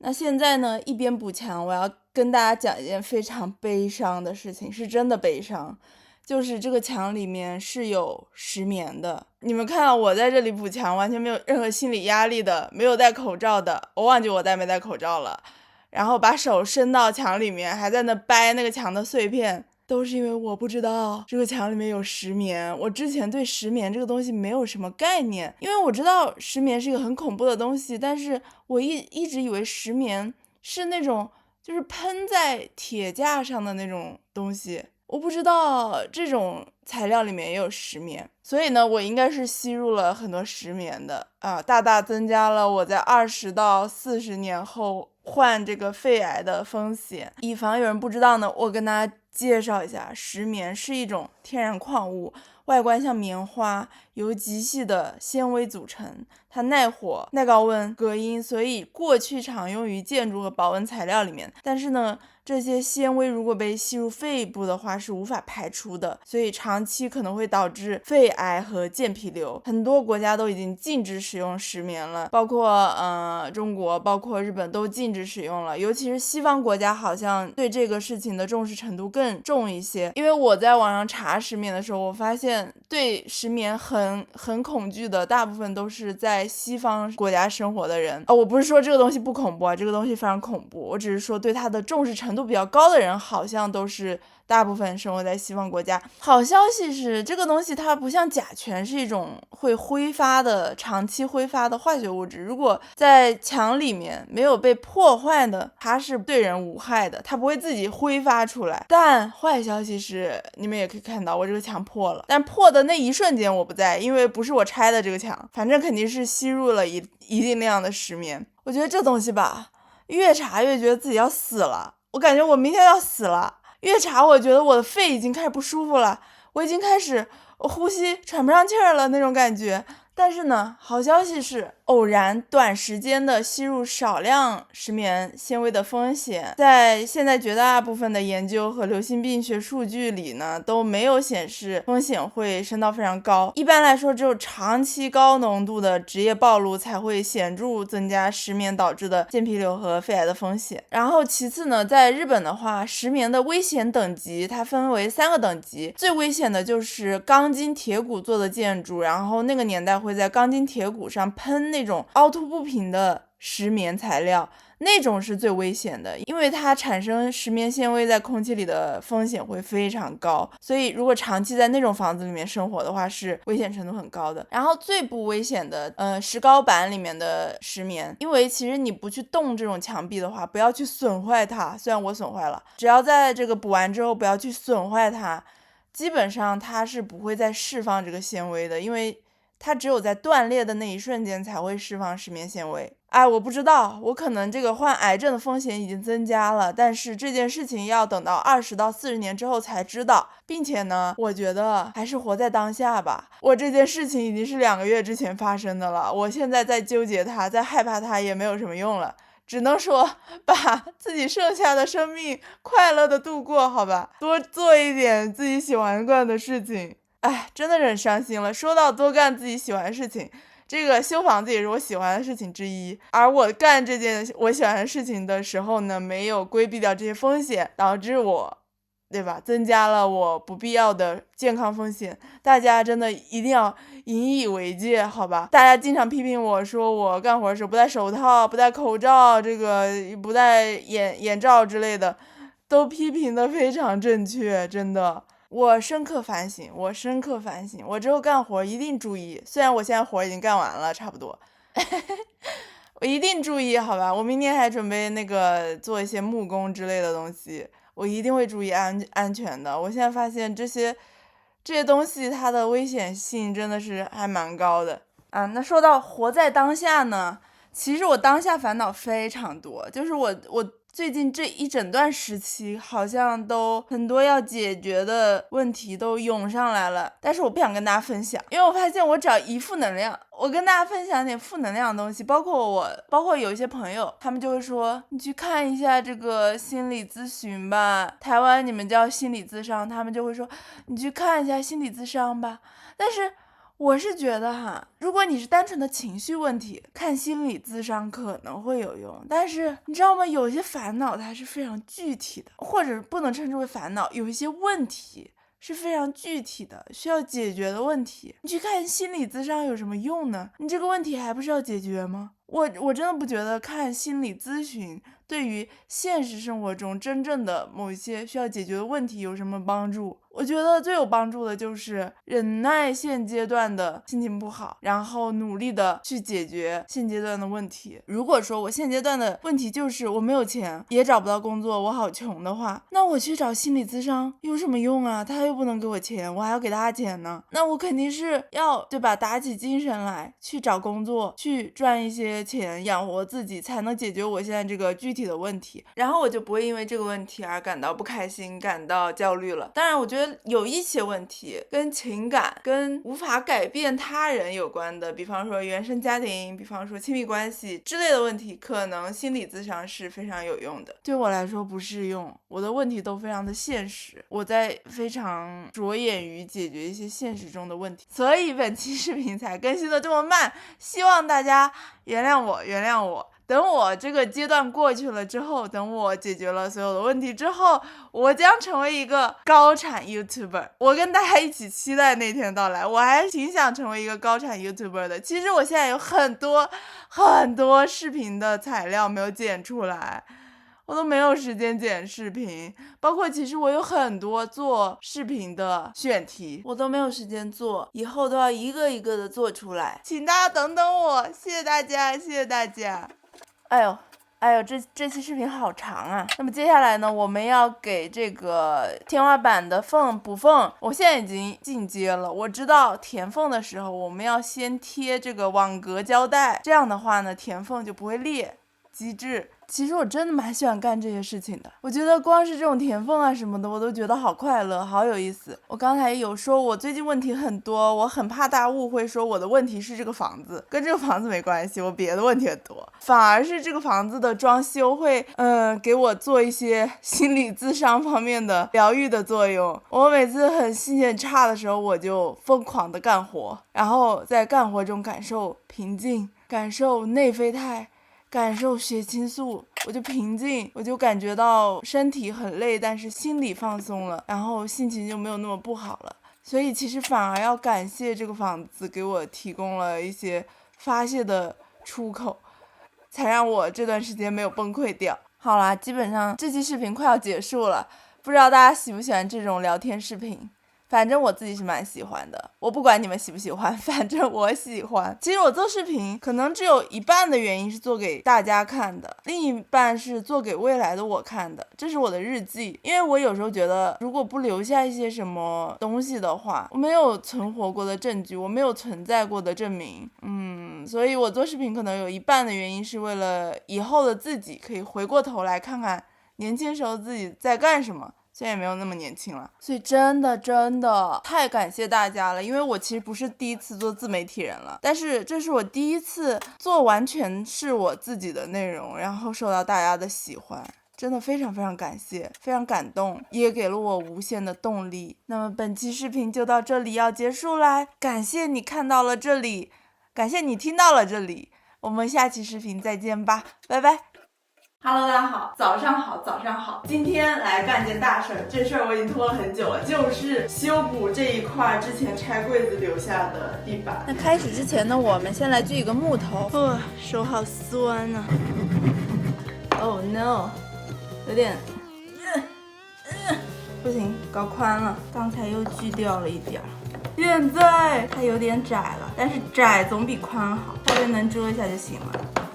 要求不高。那这块地板呢，因为它之前装的是柜子，所以没有地板革，它比别的地方的地板革要矮一点，再加上 plus， 再加上之前因为这里有一个那个柜子的条，然后把那个条拆掉的时候，对这里造成了很严重的伤害，导致比方说这个地方又有点凹下去，然后这个地方又是跟木板平的，到处都是凹凸不平的一个现况。那我也是想了很久，这东西我要怎么搞？难道我要把这整间的地板都拆下来吗？其实我是有尝试想把这个地板革给撕下来的，但是我不知道它是当年施工施得太好了还是怎么样，我真的一点都撕不下来。你看我这里是我割的一条缝，我本来是綺麗に取りたいけど这个地方完全不能綺麗的脱落，所以我也不知道怎么办了，我就想了很久我要怎么找平，终于被我想出来一个绝妙的 idea， 我今天就来试一下。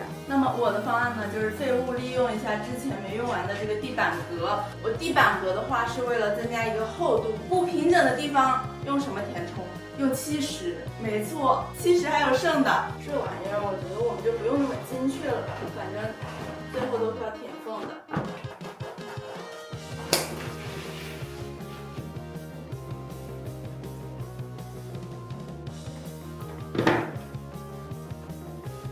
哎呀，干地上的活是真累，好累，累的不是干活本身，累的是蹲在那里，腿好痛，好痛。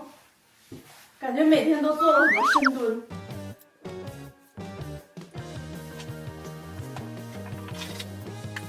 OK， 现在地板已经粘上了，我要把这个缝用70给填上。这搞法有点奇怪哈，但是我觉得也没有那么奇怪吧，我还是蛮胸有成竹的。我已经看见了这个地板完成了之后它会有多完美了，不要担心。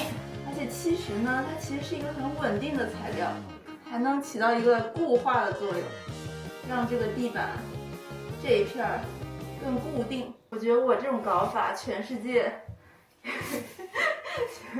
应该只有我一个人这样干过。一想到全世界只有我一个人干过，我就觉得太搞笑了。以后，我是说以后，如果有人来住这间房子，谁能想到这块地的下面的构造竟然是这样的呢？主要是要把这条东非大裂谷，这条凹凸不平的东非大裂谷给补上，其他的地方都好说。之前有人说我抹这个70为什么不用大一点的刮刀，这个已经是大号的了。这个东西它不是腻子，它没有腻子那么容易刮得很平整，它质感其实跟腻子不太一样，我感觉它比腻子要更稠一些，然后它刮出来就是这种带点纹理的感觉，所以它其实不太适合用腻子那种特别大的刮刀抹到墙面上，它就适合用这种小刮刀一点点的刮。之前我在墙上那个墙纸不是中间有缝吗？那个缝涂漆时会有点裂，不知道地上这个缝用漆时前会不会裂？满意呀，裂就裂吧，无所屌味，没大问题，无所屌味。哦，缝不见了。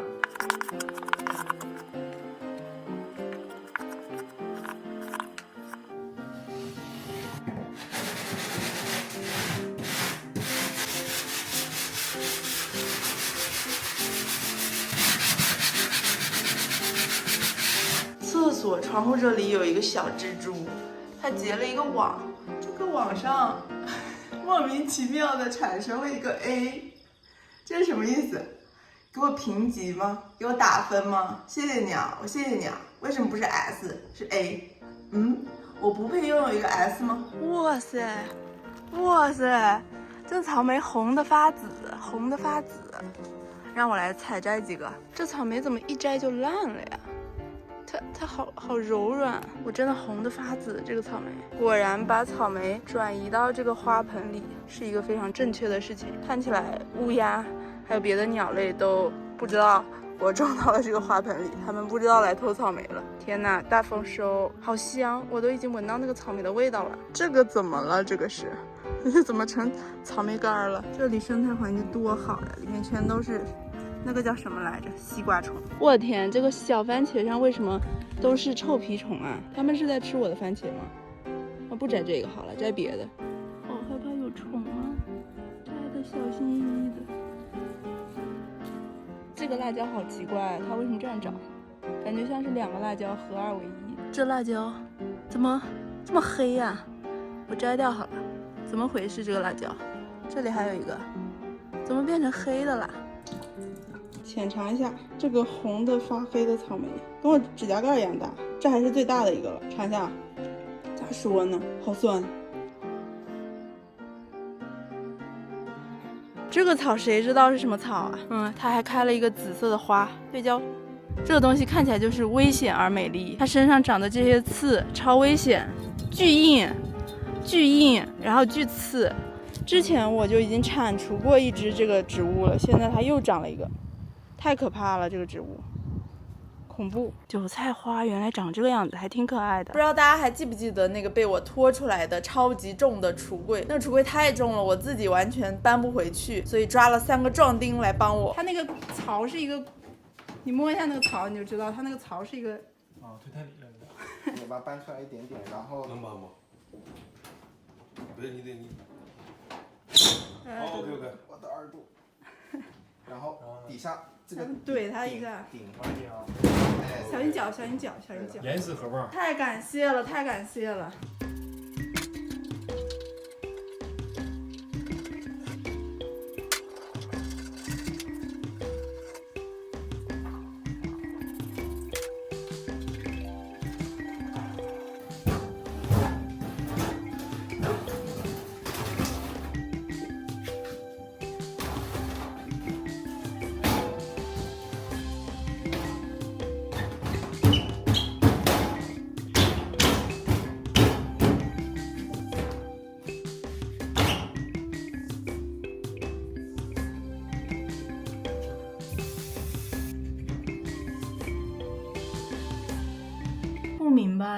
不明白为什么当年粘了这么多粘胶在橱柜的角落里。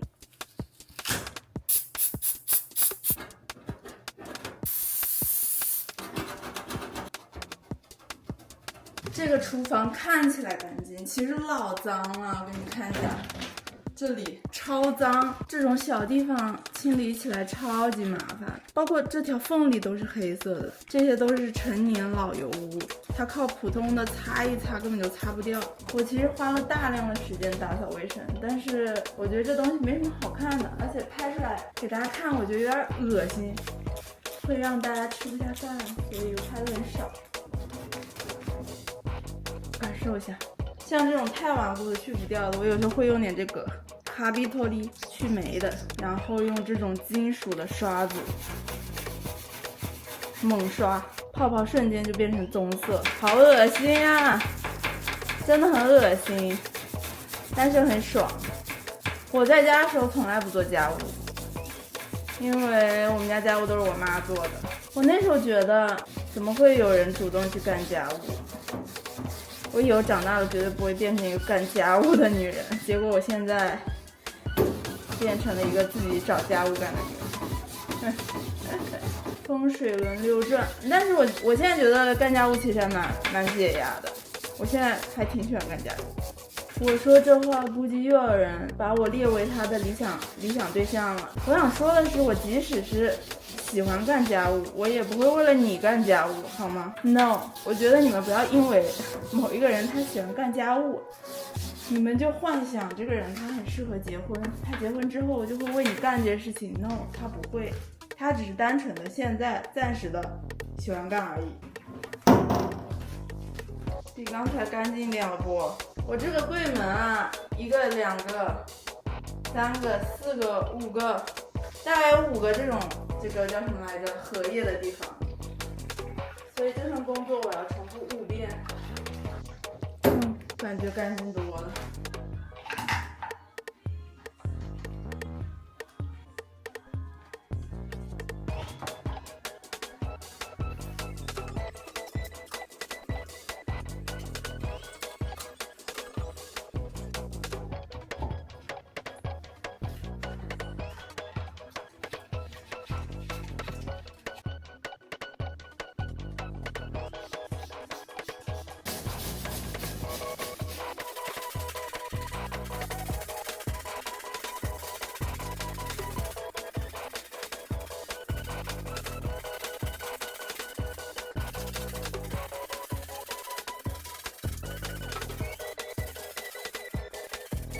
这里是没有洗过的，这里是浅洗了一下的，这里是之前上过补缝的，是不是差别很大？3个阶段，1、2、3。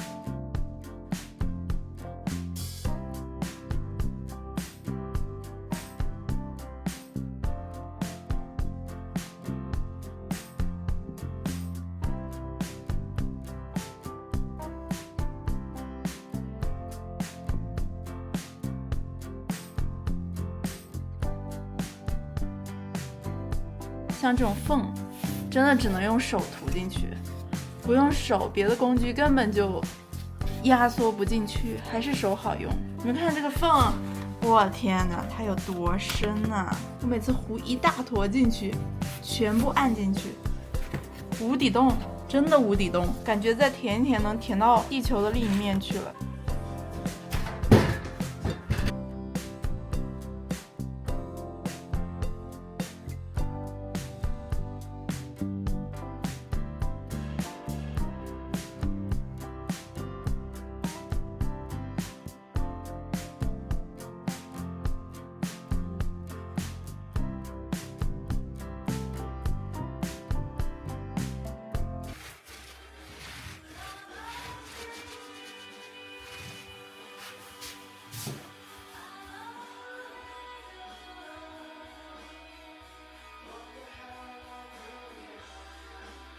What the hell I'm doing here?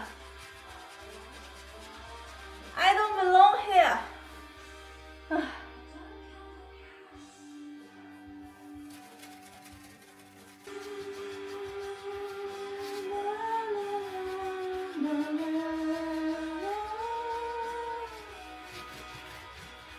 这样刷完真的好好看啊，好规则，好整洁，好漂亮。OK， 那么本期影片呢就到这里结束了。下一期呢，厨房将会有一个非常大的改观，敬请期待一下。哎呦我的妈呀，这也太重了吧！救命！我为什么要买14升的油漆？我是不是有病呀？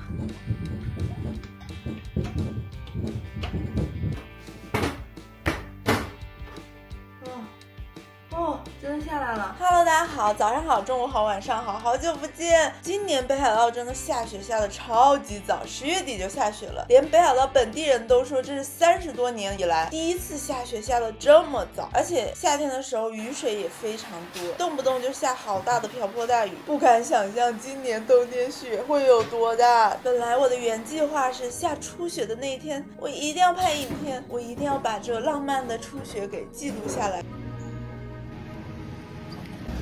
给你们看一下北海道的雪，北海道雪是这样子的，这看起来很像棉花，飘落的速度很慢，秒速5厘米，就会很浪漫。今天这个雪飘落速度还有点快了，有时候没有风的时候下那种很柔软的雪，很大坨，然后它们缓缓的飘落，就很像加完了。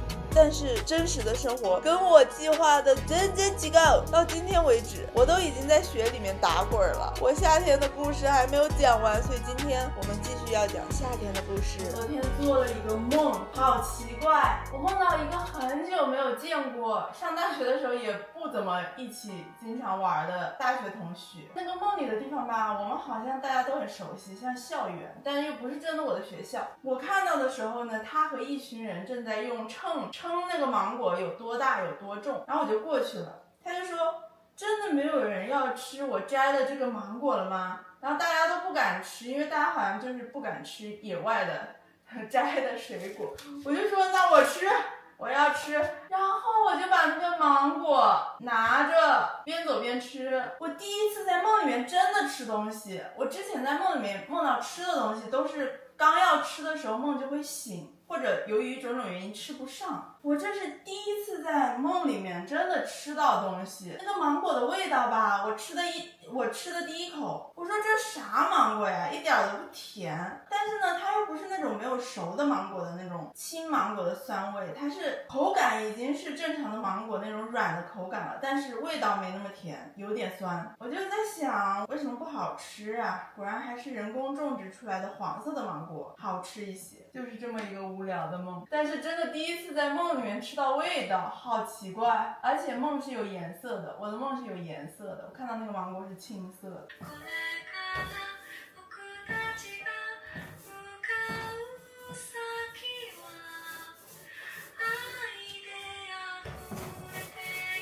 其实之前厨房墙纸的这个颜色我觉得挺好看的，暖暖的，很贴心。但是因为我想要把这个厨房重点放在蓝色的瓷砖上面，所以我还是决定把整个厨房搞成白色的。那厨房的3面墙呢，我这次分别用了3种不同的素材。至于我为什么要用3种不同的素材呢？别管，我喜欢，我愿意，我乐意，千金难买也开心。怎么样？好了，其实我只是很好奇，当我们想要实现同一个目标，就是把厨房搞成白色的时候，用不同的素材，用不同的手段，究竟难度有什么区别，效果有什么区别？我很好奇，我想要做一个控制变量实验，所以我用了3种不同的素材，就是这样。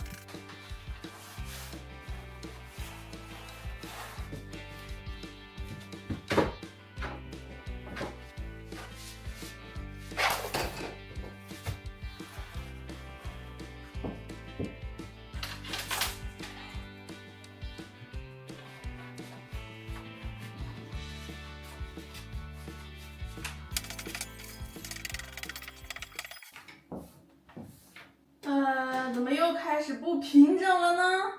难道是我撕的时候撕变形了？我已经很轻了呀，为什么呀？伤心呢。我刀呢 ？Where is my 小刀？大刀？我刀呢？我要杀人了！我的刀呢？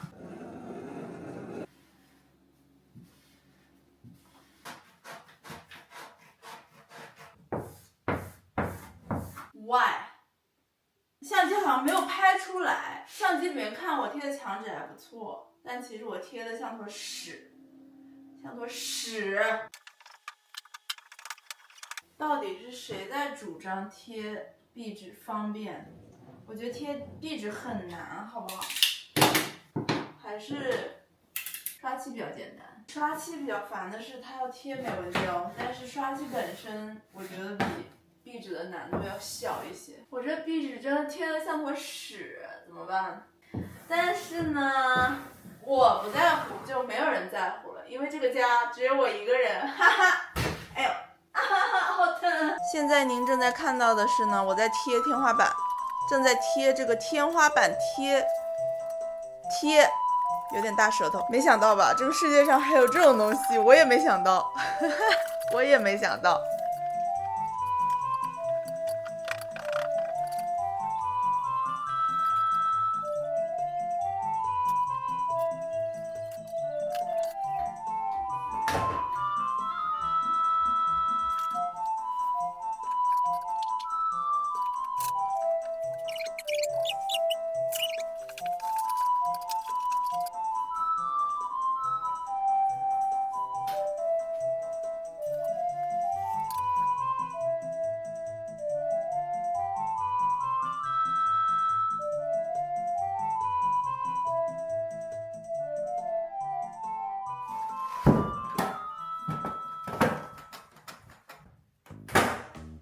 现在呢，我要给橱柜刷漆，因为我一直觉得这个橱柜上面这个花太丑了。丑不是因为它本身丑，而是因为它太规律的出现了太多次数，所以变得很丑。我的目标呢是调配出一个颜色稍微比之前的这个橱柜的颜色亮一点点，因为我觉得它有点黄，但是呢又不要亮太多。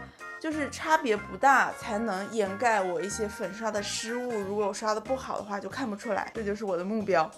一康基，这就是我想要的颜色。其实我涂这个心里还是挺没底的，因为如果不能完全盖住，然后又涂上去了的话，最后会变得更丑。所以我其实非常没有自信，但是呢，结果还是非常好的。对了，我有看到留言说最近日本熊灾很泛滥，大家担心我的安全，谢谢大家的担心。但其实呢，我没见过熊，我从来没有见过熊在北海道。哦，见过一次，我之前在支床坐那个观鲸船，很远的山上见过一只小熊。除此之外，我没有见过熊。但是呢，确实是那个防灾警报 APP 经常提醒我，这个米纳米库什么六丁目又出现熊了，然后过了2个小时说米纳米库雍丘梅又出现熊了，越来越近。一般来说，这个丁目数它越小，是人越多的地方。这个熊刚刚在6丁目，现在在4丁目，过了一会儿说不定就要来2丁目、1丁目了。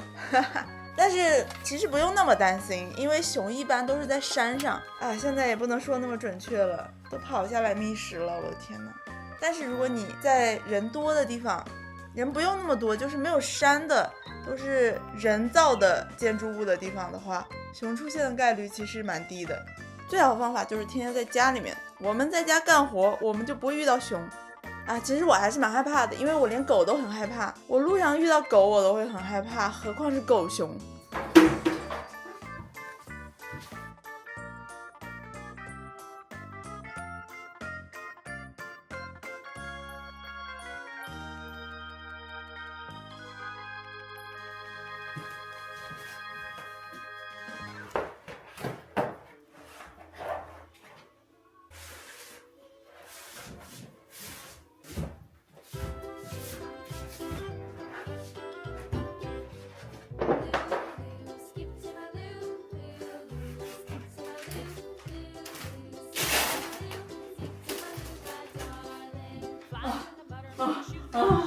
好累。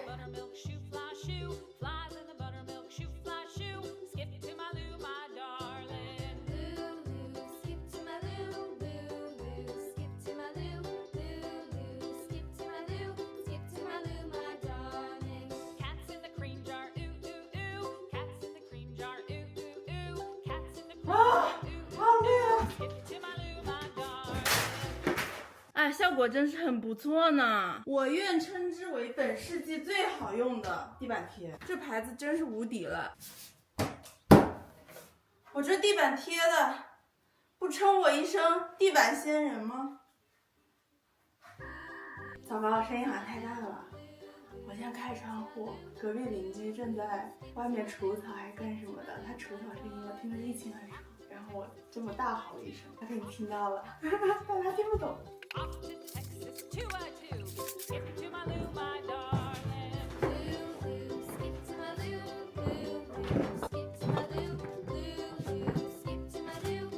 哎呀，感觉我在跟这个冰箱跳华尔兹。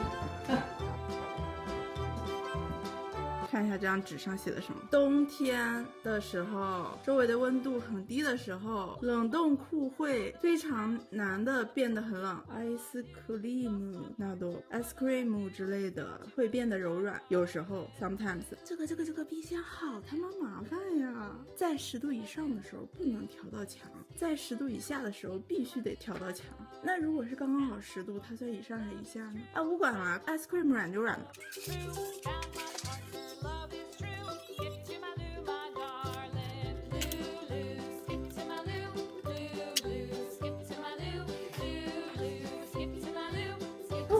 完成，终于，我的厨房终于进入到可用的状态了。那么今天呢，我们来做个饭，来庆祝一下厨房终于可以使用了这件事情。鸡肉、青椒、土豆，你们猜我要做什么？看看有没有人能猜出来。没错，我要做一个我们传统中华料理——黄焖鸡米饭。海底捞的这个料，不知道好不好吃，我还没吃过。刚才倒了一点温水进去解冻，但它现在摸起来还是硬硬的，感觉还要解一会儿。我感觉哈，这东西应该不会失败吧，因为我不需要做任何，我只需要把这个调味料放进去，所以今天应该是美味的晚餐。这2个老演员了，你们认识不？就是长在我地里的那2个一直长不大的彩椒，他们最近2个月都没有任何生长的迹象，我估计是因为太冷了，他们长不动了，所以我就把它们摘下来了。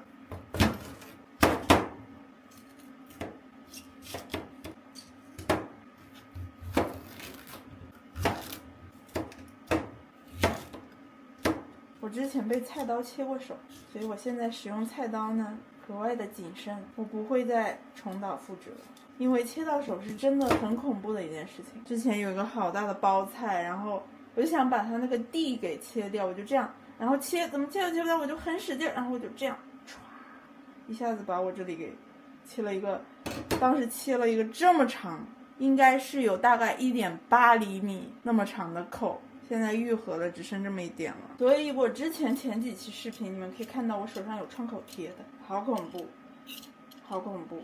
我觉得受伤真的很恐怖，虽然说伤口总会愈合，但是受伤的那个瞬间还是蛮恐怖的。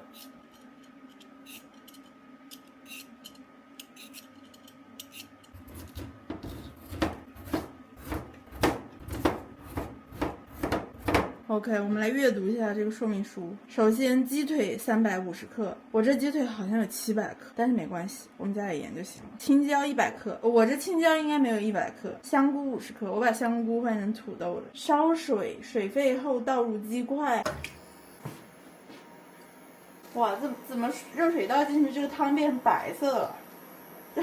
这个是哪里的鸡啊？这个好像不是日本的鸡，我看一看。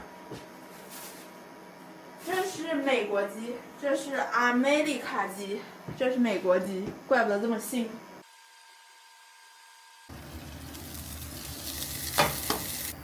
然后呢，把生姜片放进去炒一下。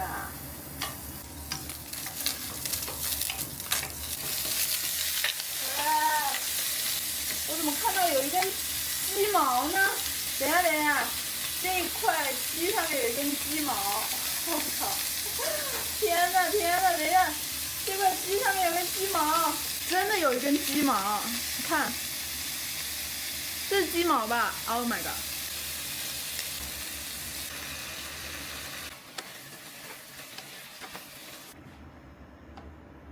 OK， 听说是要焖20分钟。Hey Siri， 在呢。20分钟之后叫我。现在开始计时20分钟。谢谢。哇，怎么感觉时间不太够？汤怎么还有这么多？大火烧干，好香啊，好香啊，好香啊，很香住了。我们额外加一点东西，加2个干辣椒，感觉闻起来不太够辣。其实我感觉勾一点淀粉水应该会更好看一些，但是我不在乎。好吃就行。哇，今日晚餐这看起来就很好吃，好吗？好了，我要开吃了。顺便这个米也超好吃，这个米是北海道产的，叫什么来着？Yume Pika 还是什么东西？说错了，是 Yume Pika。哦，好好吃，太好吃了！这土豆超级烂。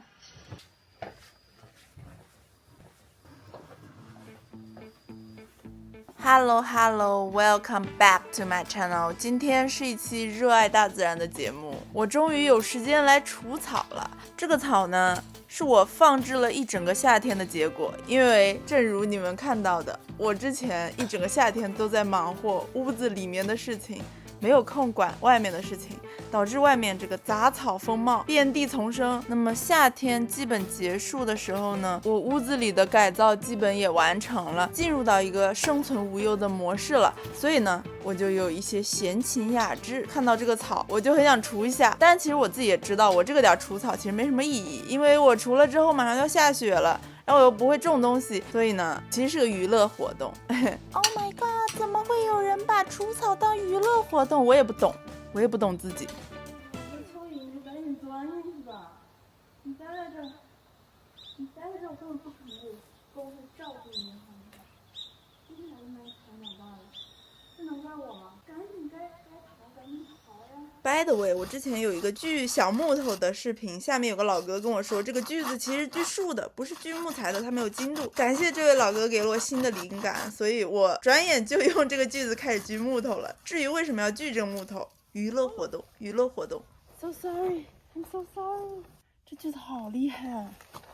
这个树上有个钉子，有个钉子，把这钉子都给锯断了。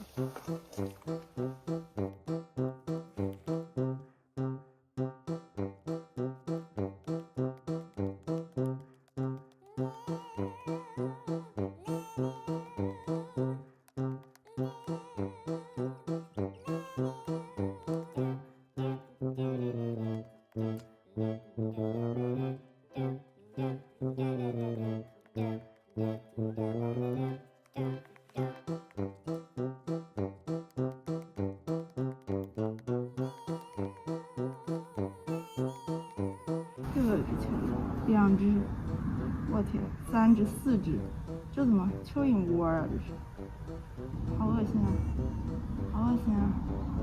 全都带走，通通带走，都去给我送我的草莓花盆。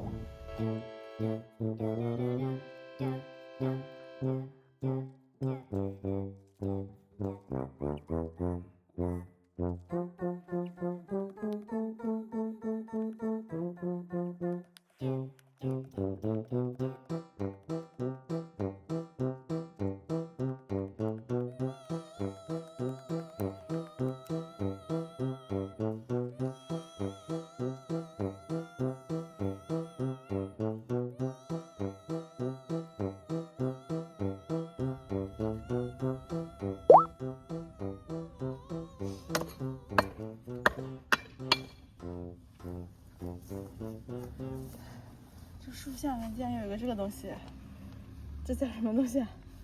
陈年老产。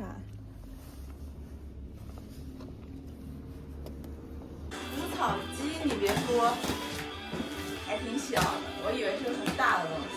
哎，还送了2个手套，这手套蛮好看的，还送了一个眼镜儿，这个眼镜也太小了，这是儿童眼镜吧？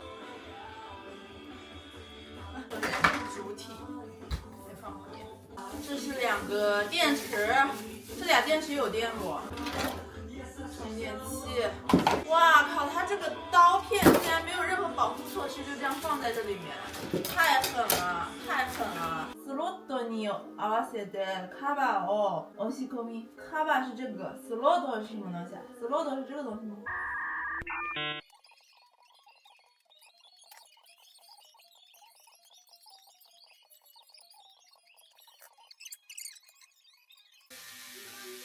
？OK， 今天呢，我想用的是这个尼龙的刀片，因为我觉得那个钢的刀片有点吓人。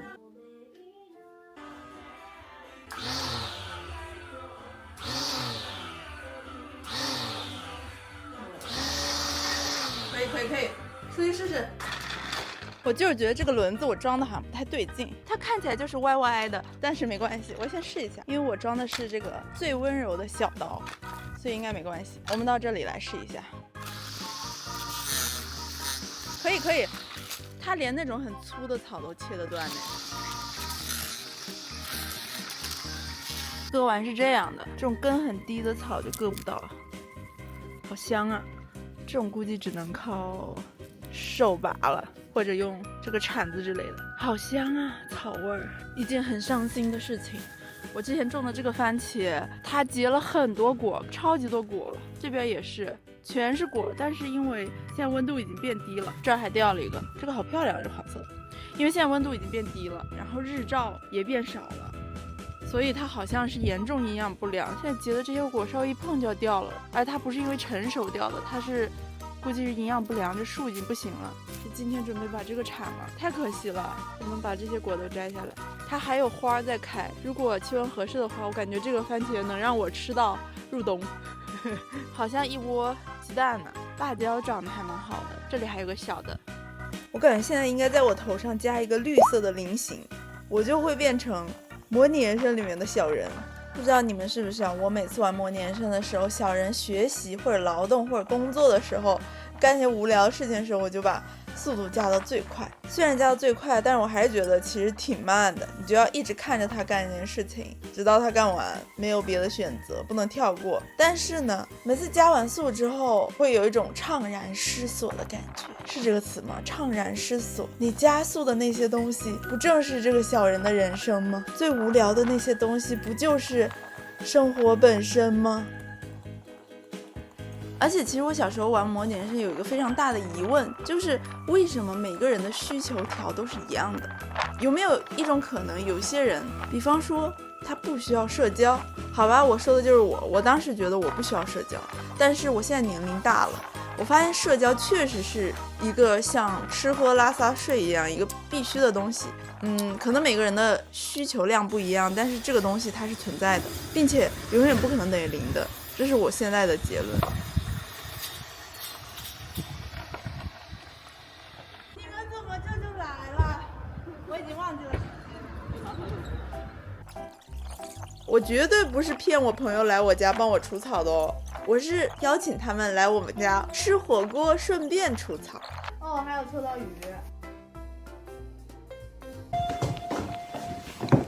嗨。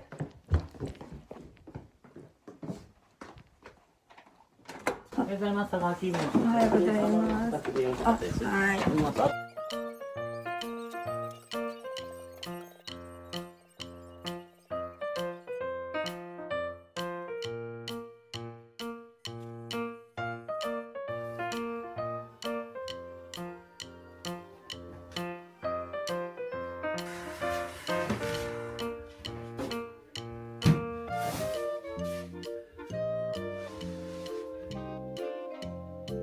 今天要用这两个东西来抛光一下这个旧的台面。我觉得我应该用电钻，不应该用起子机，因为电钻那个轴的同心率不对，不是同心率，那个词叫什么来着？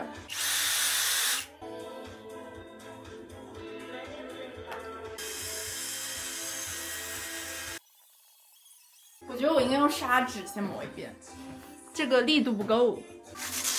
上一片1500的砂纸，看看1500的砂纸怎么样？砂纸打磨需不需要加水啊？不加吧。哇塞，黑了，砂纸还是厉害一些。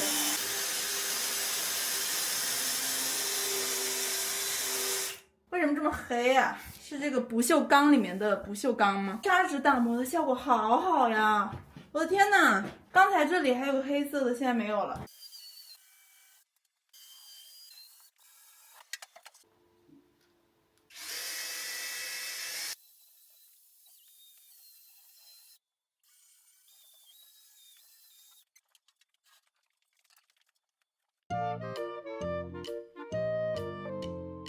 虽然看起来还是旧旧的，但是比刚才已经好很多了，至少看起来干净很多。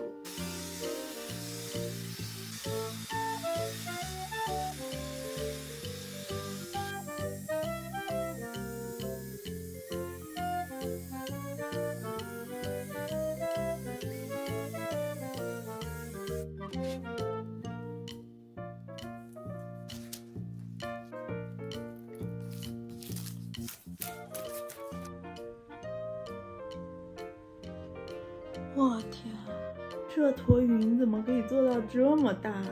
这不是云吧？这是不是飞碟啊？这是不是伪装成一坨云的飞碟？快点接我走，快点把我接走吧，求求了。我卧室这里有个洞，这是之前换气口的地方，以前这个换气扇被我拆下来，太丑了，改造一下。有点稠了呀，怎么感觉喷不出来呢？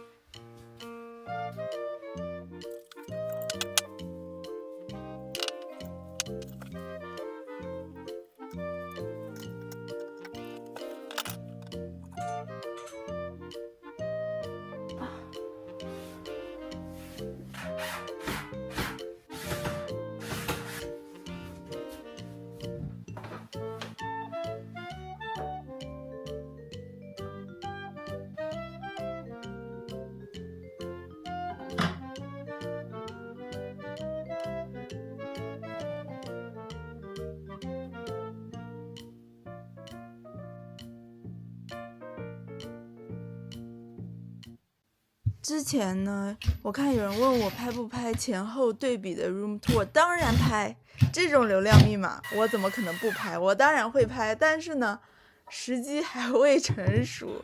因为拍这种 room tour， 我说实话，它需要非常充足的准备。我需要把我所有的烂衣服、所有的这个乱七八糟的东西收起来，我才能拍这样一个 room tour。但是我现在家里很乱，最近我才知道一件事情，就是不是每一个人都喜欢拼家具。我有个朋友就非常不喜欢干这件事情，然后我是那种超级喜欢干这种事情的人。我一直以为拼家具这件事情就像拼积木、拼拼图一样，是一个非常有乐趣的事情，没想到不是每个人都喜欢哦。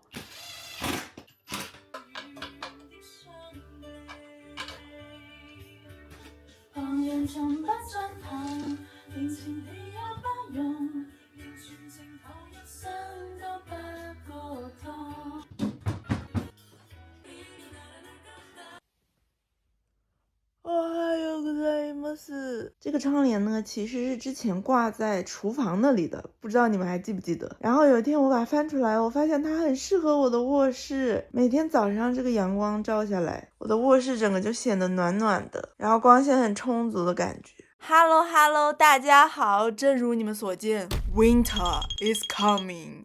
那么看到我这么开心，你们就应该知道，我为了活过今年冬天，我肯定是做足了充足的准备。今天呢，就给大家介绍一下我究竟做了哪一些准备。那么首先呢，重中之重，我更换了内窗。在寒冷的地区，一般窗户都会装2个，一个外窗，一个内窗。那之前老的那个内窗呢，是1980年的窗户，那个窗户框是实木做的，超级重。最重要的还是因为它只有单层玻璃，它的隔热非常差。那把内窗全部换成双层玻璃的现代内窗之后呢，这个房子就可以热量就没有那么容易散出去。反正大家都是这么说的，我就换了。然后呢，我这次其实只换了1楼的几个窗户，如果我明年有机会的话，条件允许的话，我会换2楼的窗户。那么另一件非常重要的事情就是我给我最常待的房间卧室装了一个 FF 档波。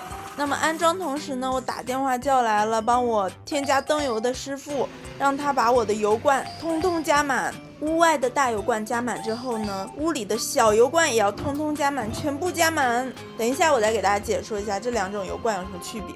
耶，装好了，温暖小卧室。这个冬天不怕冷。那客厅呢，之前就有一个暖炉，虽然过了很多年，好几十年了，但是它依旧可以运转，所以我就没有换。那大家应该也能看出来，客厅这个暖炉呢，跟我卧室里那个长得不太一样。客厅里这个呢叫热辐射式暖炉，顾名思义，它是通过把热量反射出来，让整个空间的温度升高的。那我卧室里这种暖炉呢，叫做热风式暖炉。这种暖炉呢，顾名思义，它就是通过在里面加热，再把热过的空气吹出来的一种方式，让温度变高。这两个暖炉呢都是 FF 式的，它是通过一根细管子跟外面那个大油桶连接，从那里取油，并且燃烧的空气的吸入和排出都是在外部进行的，完全不会消耗到屋内的空气，所以这种暖炉是非常安全的，你可以一直开，24小时开都没有关系。朋友们，我这次是真的搞了一个好东西，这是一个遥控器。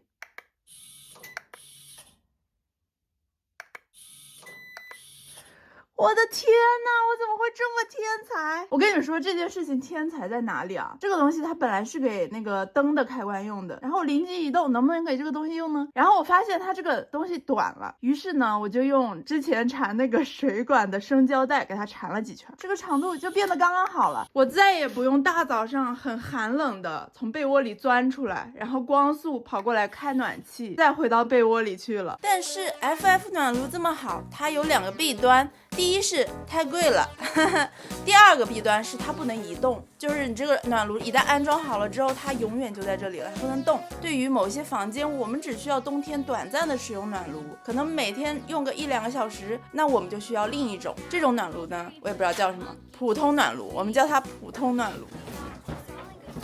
哦，小玩意儿。OK， 第一步，我们要把这个给油烫库给取出来。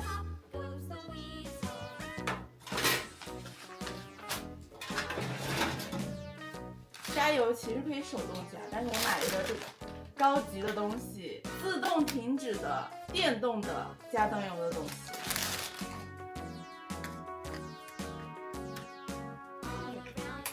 走喽，我们去地库加油，4桶灯油，这东西可重了，我的天哪，我根本提不动，所以就一直放在这里，需要加油的时候就来这儿加。这个东西呢，这样一抽它就弹开了。然后我们先用这桶油吧，从左往右一个顺序，把这个棒子伸到油桶里面，把这个放到罐子里。这应该不用什么特殊的方法吧？直接这样卡住应该就可以了吧？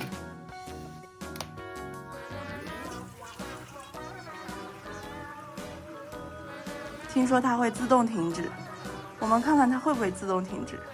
它如果不自动停止的话，这里就要爆出来，我就很害怕。看看它会不会自动停止。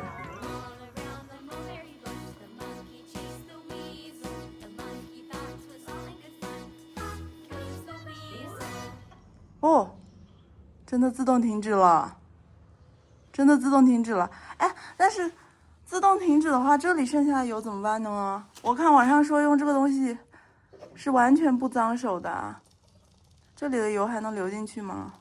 还是蛮脏的，我说实话，非要我说的话，还是有概率会接触到油的。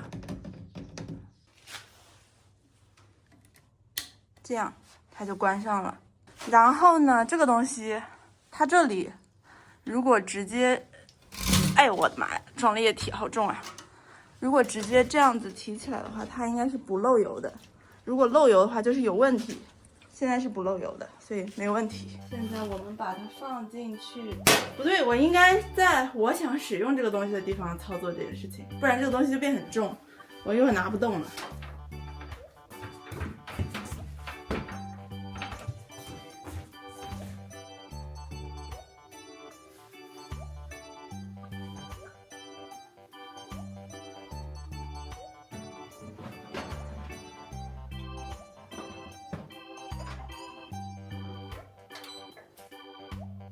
火力切换 ，low 嗨，给我嗨起来，试试它。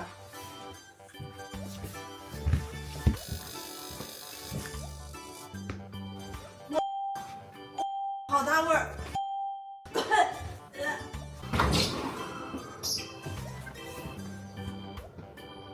那一阵气是什么情况？哦，好暖和。哈哈，有了它，我的小浴室现在已经是一个温暖的小浴室了。顺便给大家看一下我换的新窗帘，好看不？是不是比之前那个好看多了？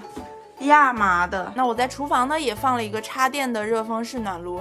其实这种暖炉呢也有热辐射式的，而且热辐射式的呢是不用插电的，非常方便。像之前这个房子里留下来的那2个暖炉，如果你们还记得的话，就是热辐式的暖炉。但是我试用了一下，不知道是因为型号太老还是怎么样，味道特别大，只要一点了之后，那个灯油味迟迟不肯消散，所以我感觉还是我新买的这2个更好用一些。那么为了这个冬天的生存呢，我还干了一件大事，是什么呢？看看我的身旁。是车棚，哎呀妈，这车棚！我跟你们说，这车棚可太不容易了。我下了订单之后，迟迟不给我安排公示，我都不知道他们在搞啥子。我也想看挖掘机。其实一般来说，这个流程我是不会去催的，我可以等，这辈子很长，我可以等。但是这个车棚如果不赶紧装的话，马上拍到要下雪了。然后我预约那家公司就一直拖，然后发邮件跟我说大変ご迷惑をかけたしますが申し訳ございません。我说申し訳那有什么用啊？你知道吗？当时那个紧急的情况是多紧急呢？我如果不催的话，真的马上就要下雪了。所以我最后还是催了一下，催完的第2天他就给我安排公示了。然后这个车棚建完的第2天就下雪了。你们知道这个叽哩叽哩的程度有多么叽哩叽哩吗？我真的恨透了叽哩叽哩的事情。叽哩叽哩让我们的人生很紧张，不要干叽哩叽哩的事情，朋友们。车库，哇哩，我终于有车库了，哈哈。装完车库第2天就开始下雪了。其实这场雪应该属于是今年最小的一场雪。哇塞，就下了一会儿，竟然就这么厚了。你看我的灯在雪地里面，是不是很浪漫？塌方了，你看对面，你没看到？对面的雪落下来了，刚才落雪。看我的小车，对，已经被雪盖住了。有用的，我跟你说，还是有用的。今天是风太大了。忘记把车的雨刷给抬起来了，现在抬起来还来得及，不然的话明天就会被冻上。哎呦，哇，好凉啊！回去了。哇哦，终于变成北海道了。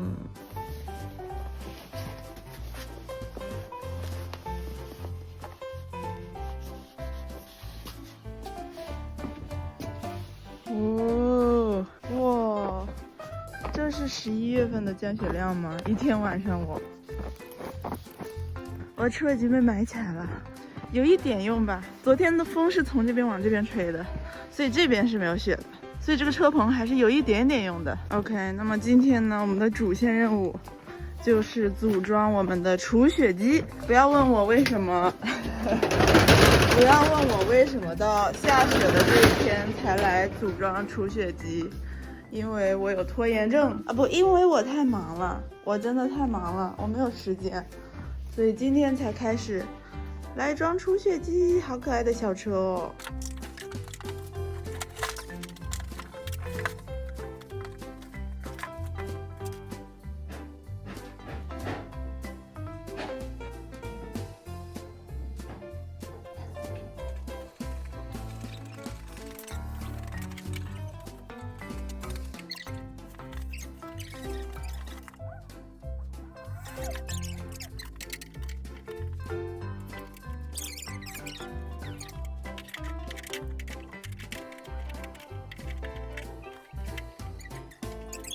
启动机器时按下侧面1的开关，启动的时候呢，你要同时按住这个。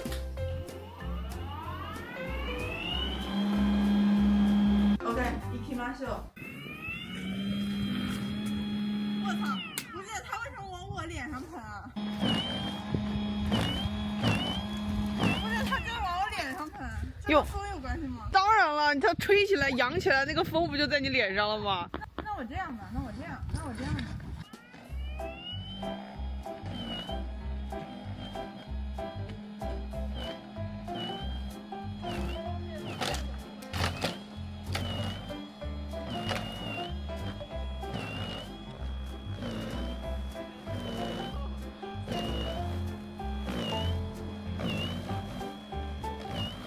的评价是不咋地。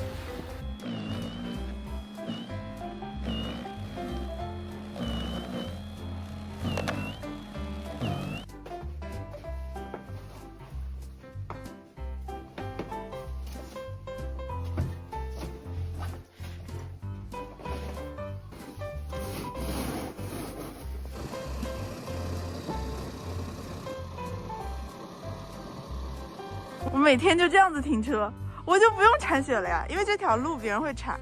我每天就这样子直接开出来，只需要把我轮子旁边雪铲一铲，我就可以开出来了。怎么会有这么机智？幸好我现在开的是这个小轻车。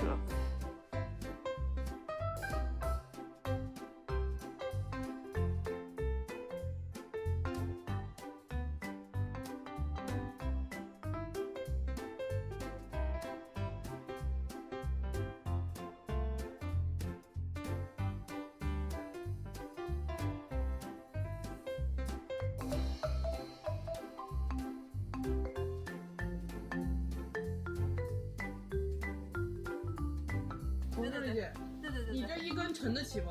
你先来一根，先来一根。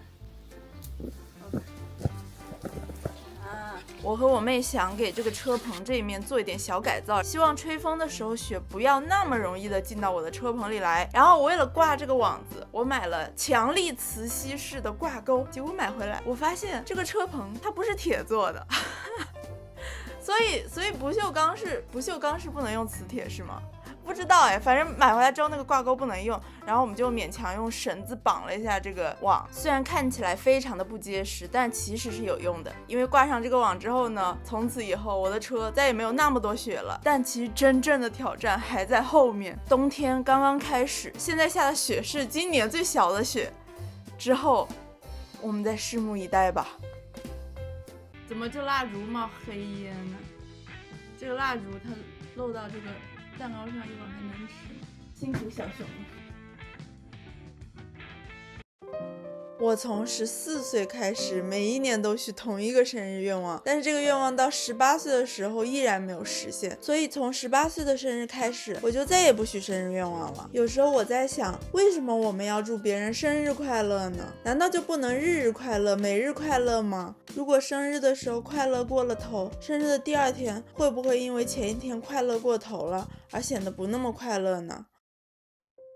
我妹和我妈回国之后，我又开始了一个人的生活。如果你问我30岁和20岁有什么不一样，我会说30岁的我比20岁的我更像一个小孩。实际上我觉得我喜欢的事情从小就没有变过，我从小就喜欢一个人待着，一个人画画，一个人剪纸，一个人看蚂蚁。我想要把房间的墙涂得五颜六色，而不受到任何的指责和批评。我想玩泥巴，我想什么也不想的发呆一整天。但是随着逐渐长大，我发现我想做的事情好像变了。我想买台单反相机，我想要买化妆品，我想考上好的大学，我想要旅游，我想要从小城市去到大城市生活，我想要成为高楼大厦里面的一个白领。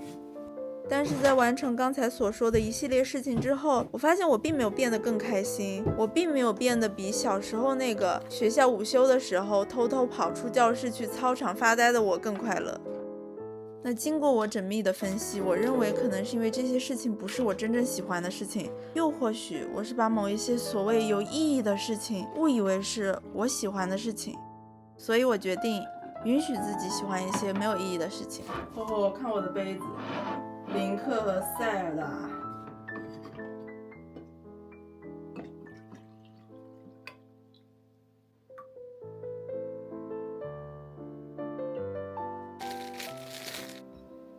最近俺喜欢吃这个，直接把它挤到这个面包上面，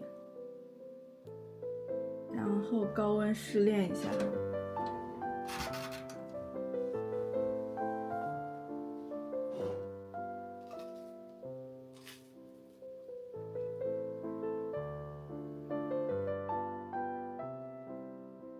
就一晚上这么厚的雪，刚才快递员来送快递，我才知道外面的雪已经这么厚了，不铲雪已经不行了。你们看我的小灯灯已经被雪给埋起来了，我的天哪，看一下有多厚。这楼梯我都不敢走，我都感觉我踩一下就要滑下去了。不过说实话啊，真的滑下去应该也无所谓，因为软软的，不会摔成什么。哎呀妈，哎呀妈，顺着快递员的脚印走。哎呀妈，哎呀妈，哎呀妈，真的很深。我给你们看一下啊，这我三脚架，深不深？行行行，行行行。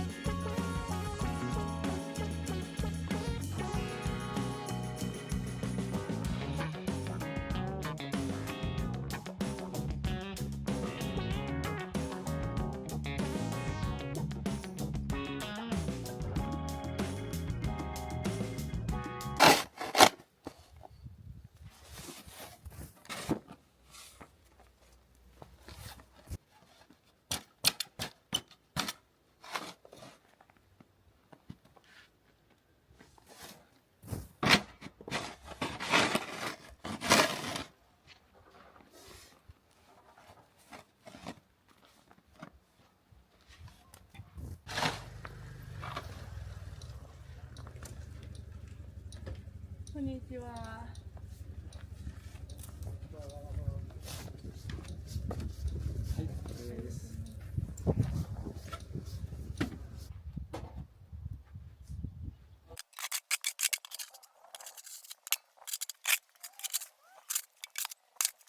哎妈！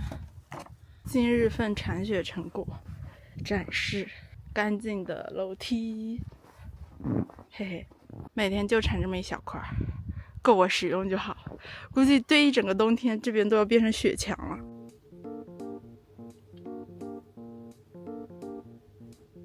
今天本人不想做饭，所以我们来测评一下台湾卤肉饭。这个是我最近在 MUJI 买的，其实不是最近啊，好几个月前买的。幸好它这个保质期很长，所以我今天还能吃卤肉饭。我们来尝一下 MUJI 的这个卤肉饭，它究竟跟台湾的一不一样？那可能有人要说了，哦，你怎么知道人家做的跟台湾的一不一样？你有没有吃过台湾的卤肉饭？我吃过。谁说我没有吃过台湾卤肉饭？我吃过台湾桃园市的卤肉饭。搞不出来呢，搞不出来呢！救命啊，好狼狈啊！怎么会这样？我的饭变得很丑。把这坨白色的饭翻过来，是不是会好一点？哎，好一点了，好像没好多少。煮鸡蛋我有个东西，鸡蛋伴侣，你可以看到它煮的怎么样了，然后当它煮到 medium 的时候，我就会把它捞出来。哎呀，好恩爱呀，你们俩！煮鸡蛋同时，我们把这个热一下。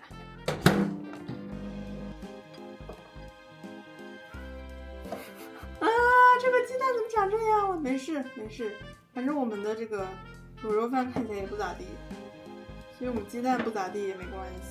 台式卤肉饭，好心虚呀。OK， 让我来尝一尝。好咸呀，MUJI你没事吧？这个饭不仅咸，它连台式卤肉饭那种红葱头的味道完全没有，很浓的一股香料的味道，不知道是八角还是什么东西。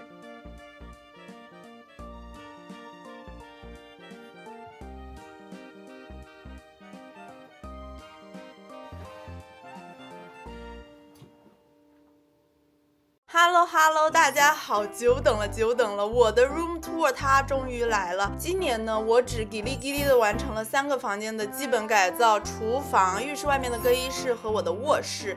那么就让我们看看现在这3个房间长什么样吧。首先呢，我们来看看厨房。以前厨房看起来脏脏的、旧旧的，现在它是这个样子，是不是很干净整洁？当然，平时我厨房也没有那么干净整洁，我是为了拍 room tour 所以收拾了一下。那么这个角落的丑橱柜也已经拆掉了，现在这个地方变得很宽敞，是我的用餐区。那么橱柜这边呢，我很庆幸当时保留了蓝色的瓷砖，因为这个蓝色瓷砖和黄色窗帘配一起，真的太好看了，好喜欢哦。那么我们接下来看一下厨房的一个全貌是什么样子。首先进来之后呢，右手边是我的暖炉，没这玩意儿冬天活不下去呀。By the way， 一氧化碳检测器我已经买了。那么暖炉旁边呢是我的咖啡角，这种架子在我之前租的小房子里面感觉相得益彰，但是现在我觉得它好小。上面呢放了一些杯子，然后再往下走呢就是我的咖啡机1号、咖啡壶和咖啡机2号。再往下面呢是我的烤箱，我的烤箱只用来烤蛋糕、饼干之类的，不烤咸的东西。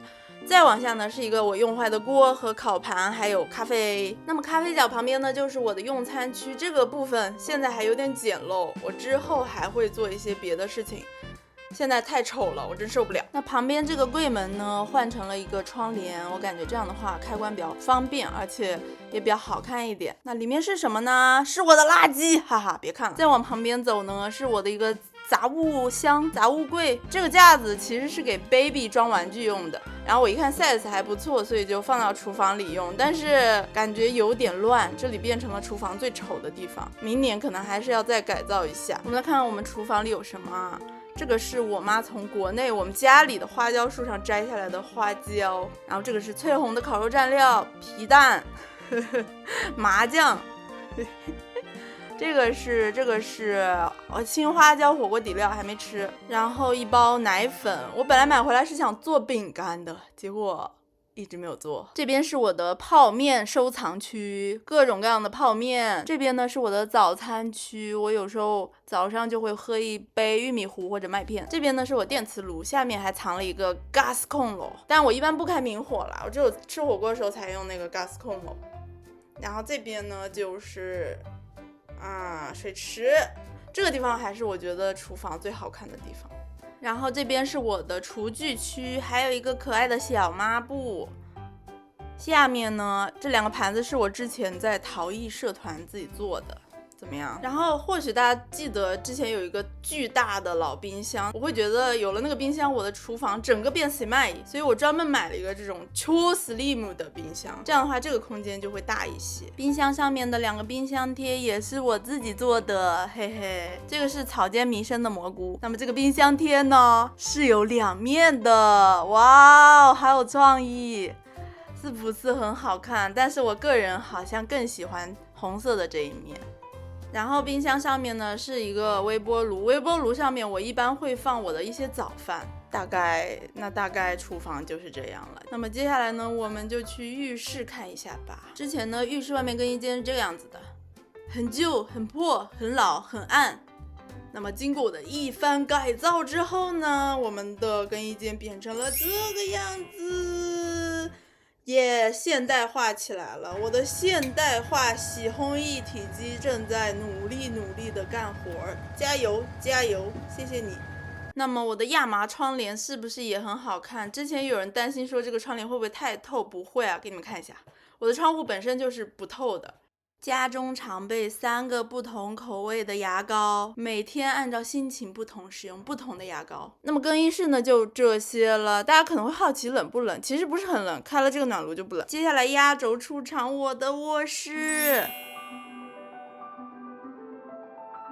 已经从之前那个湿气满满的卧室变成了温暖小房间。之前说我刷墙刷的不好看的人，现在给我站出来，你再说一遍，我再给你一次机会，我的墙好不好看？但是因为我之前犯了一个错误，我没有使用那个网格胶带来固定缝隙的地方，所以缝隙的地方全都裂开了，我可能明年会把这个墙重新修补一番。那么进门之后呢，左边是一个衣柜，衣柜上我放了一个音响，还有一个小花瓶，这个花瓶也是我自己捏的，嘿嘿。然后在花瓶里面莫名其妙的插着一枝梅花，有点搞笑，但是莫名的很般配，所以我就插了一束梅花。因为这个房间是朝南的，所以只要出太阳的时候光线都特别好。早上我有时候会坐在这里晒一会儿太阳。然后衣柜旁边呢是我的电视，还有 Switch， 还有扫地机器人。这个电视呢是可以动的，可以扭头，所以如果我想坐在凳子上看，我就往那边扭；如果我想躺在床上看，我就往这边扭。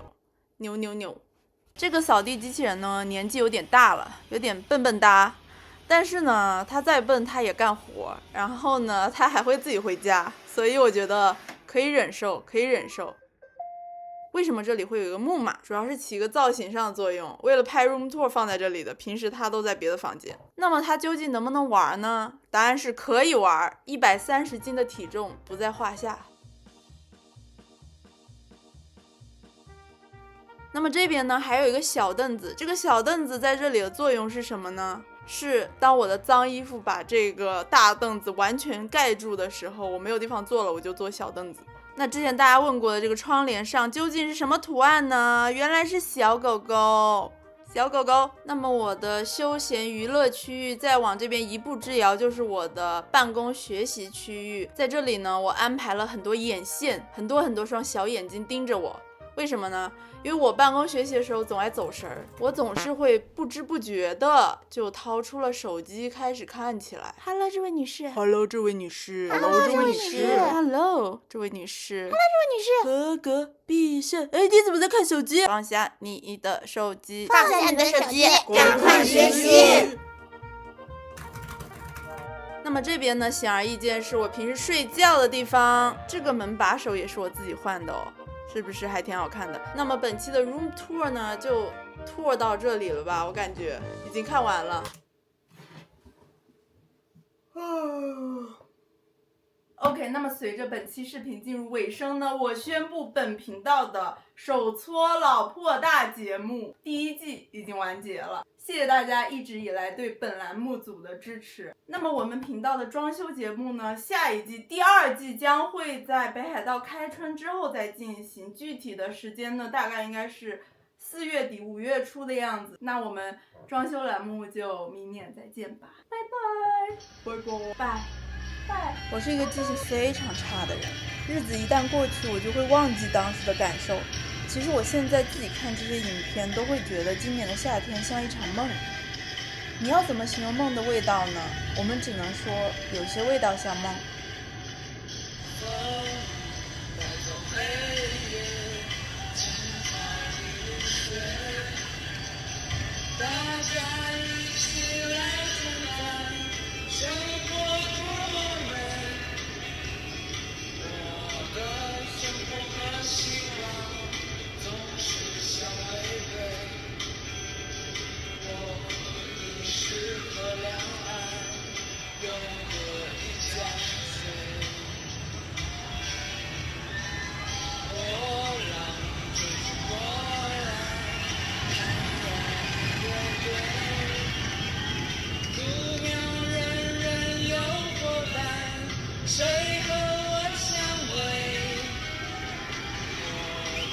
生活和希望总是相违背。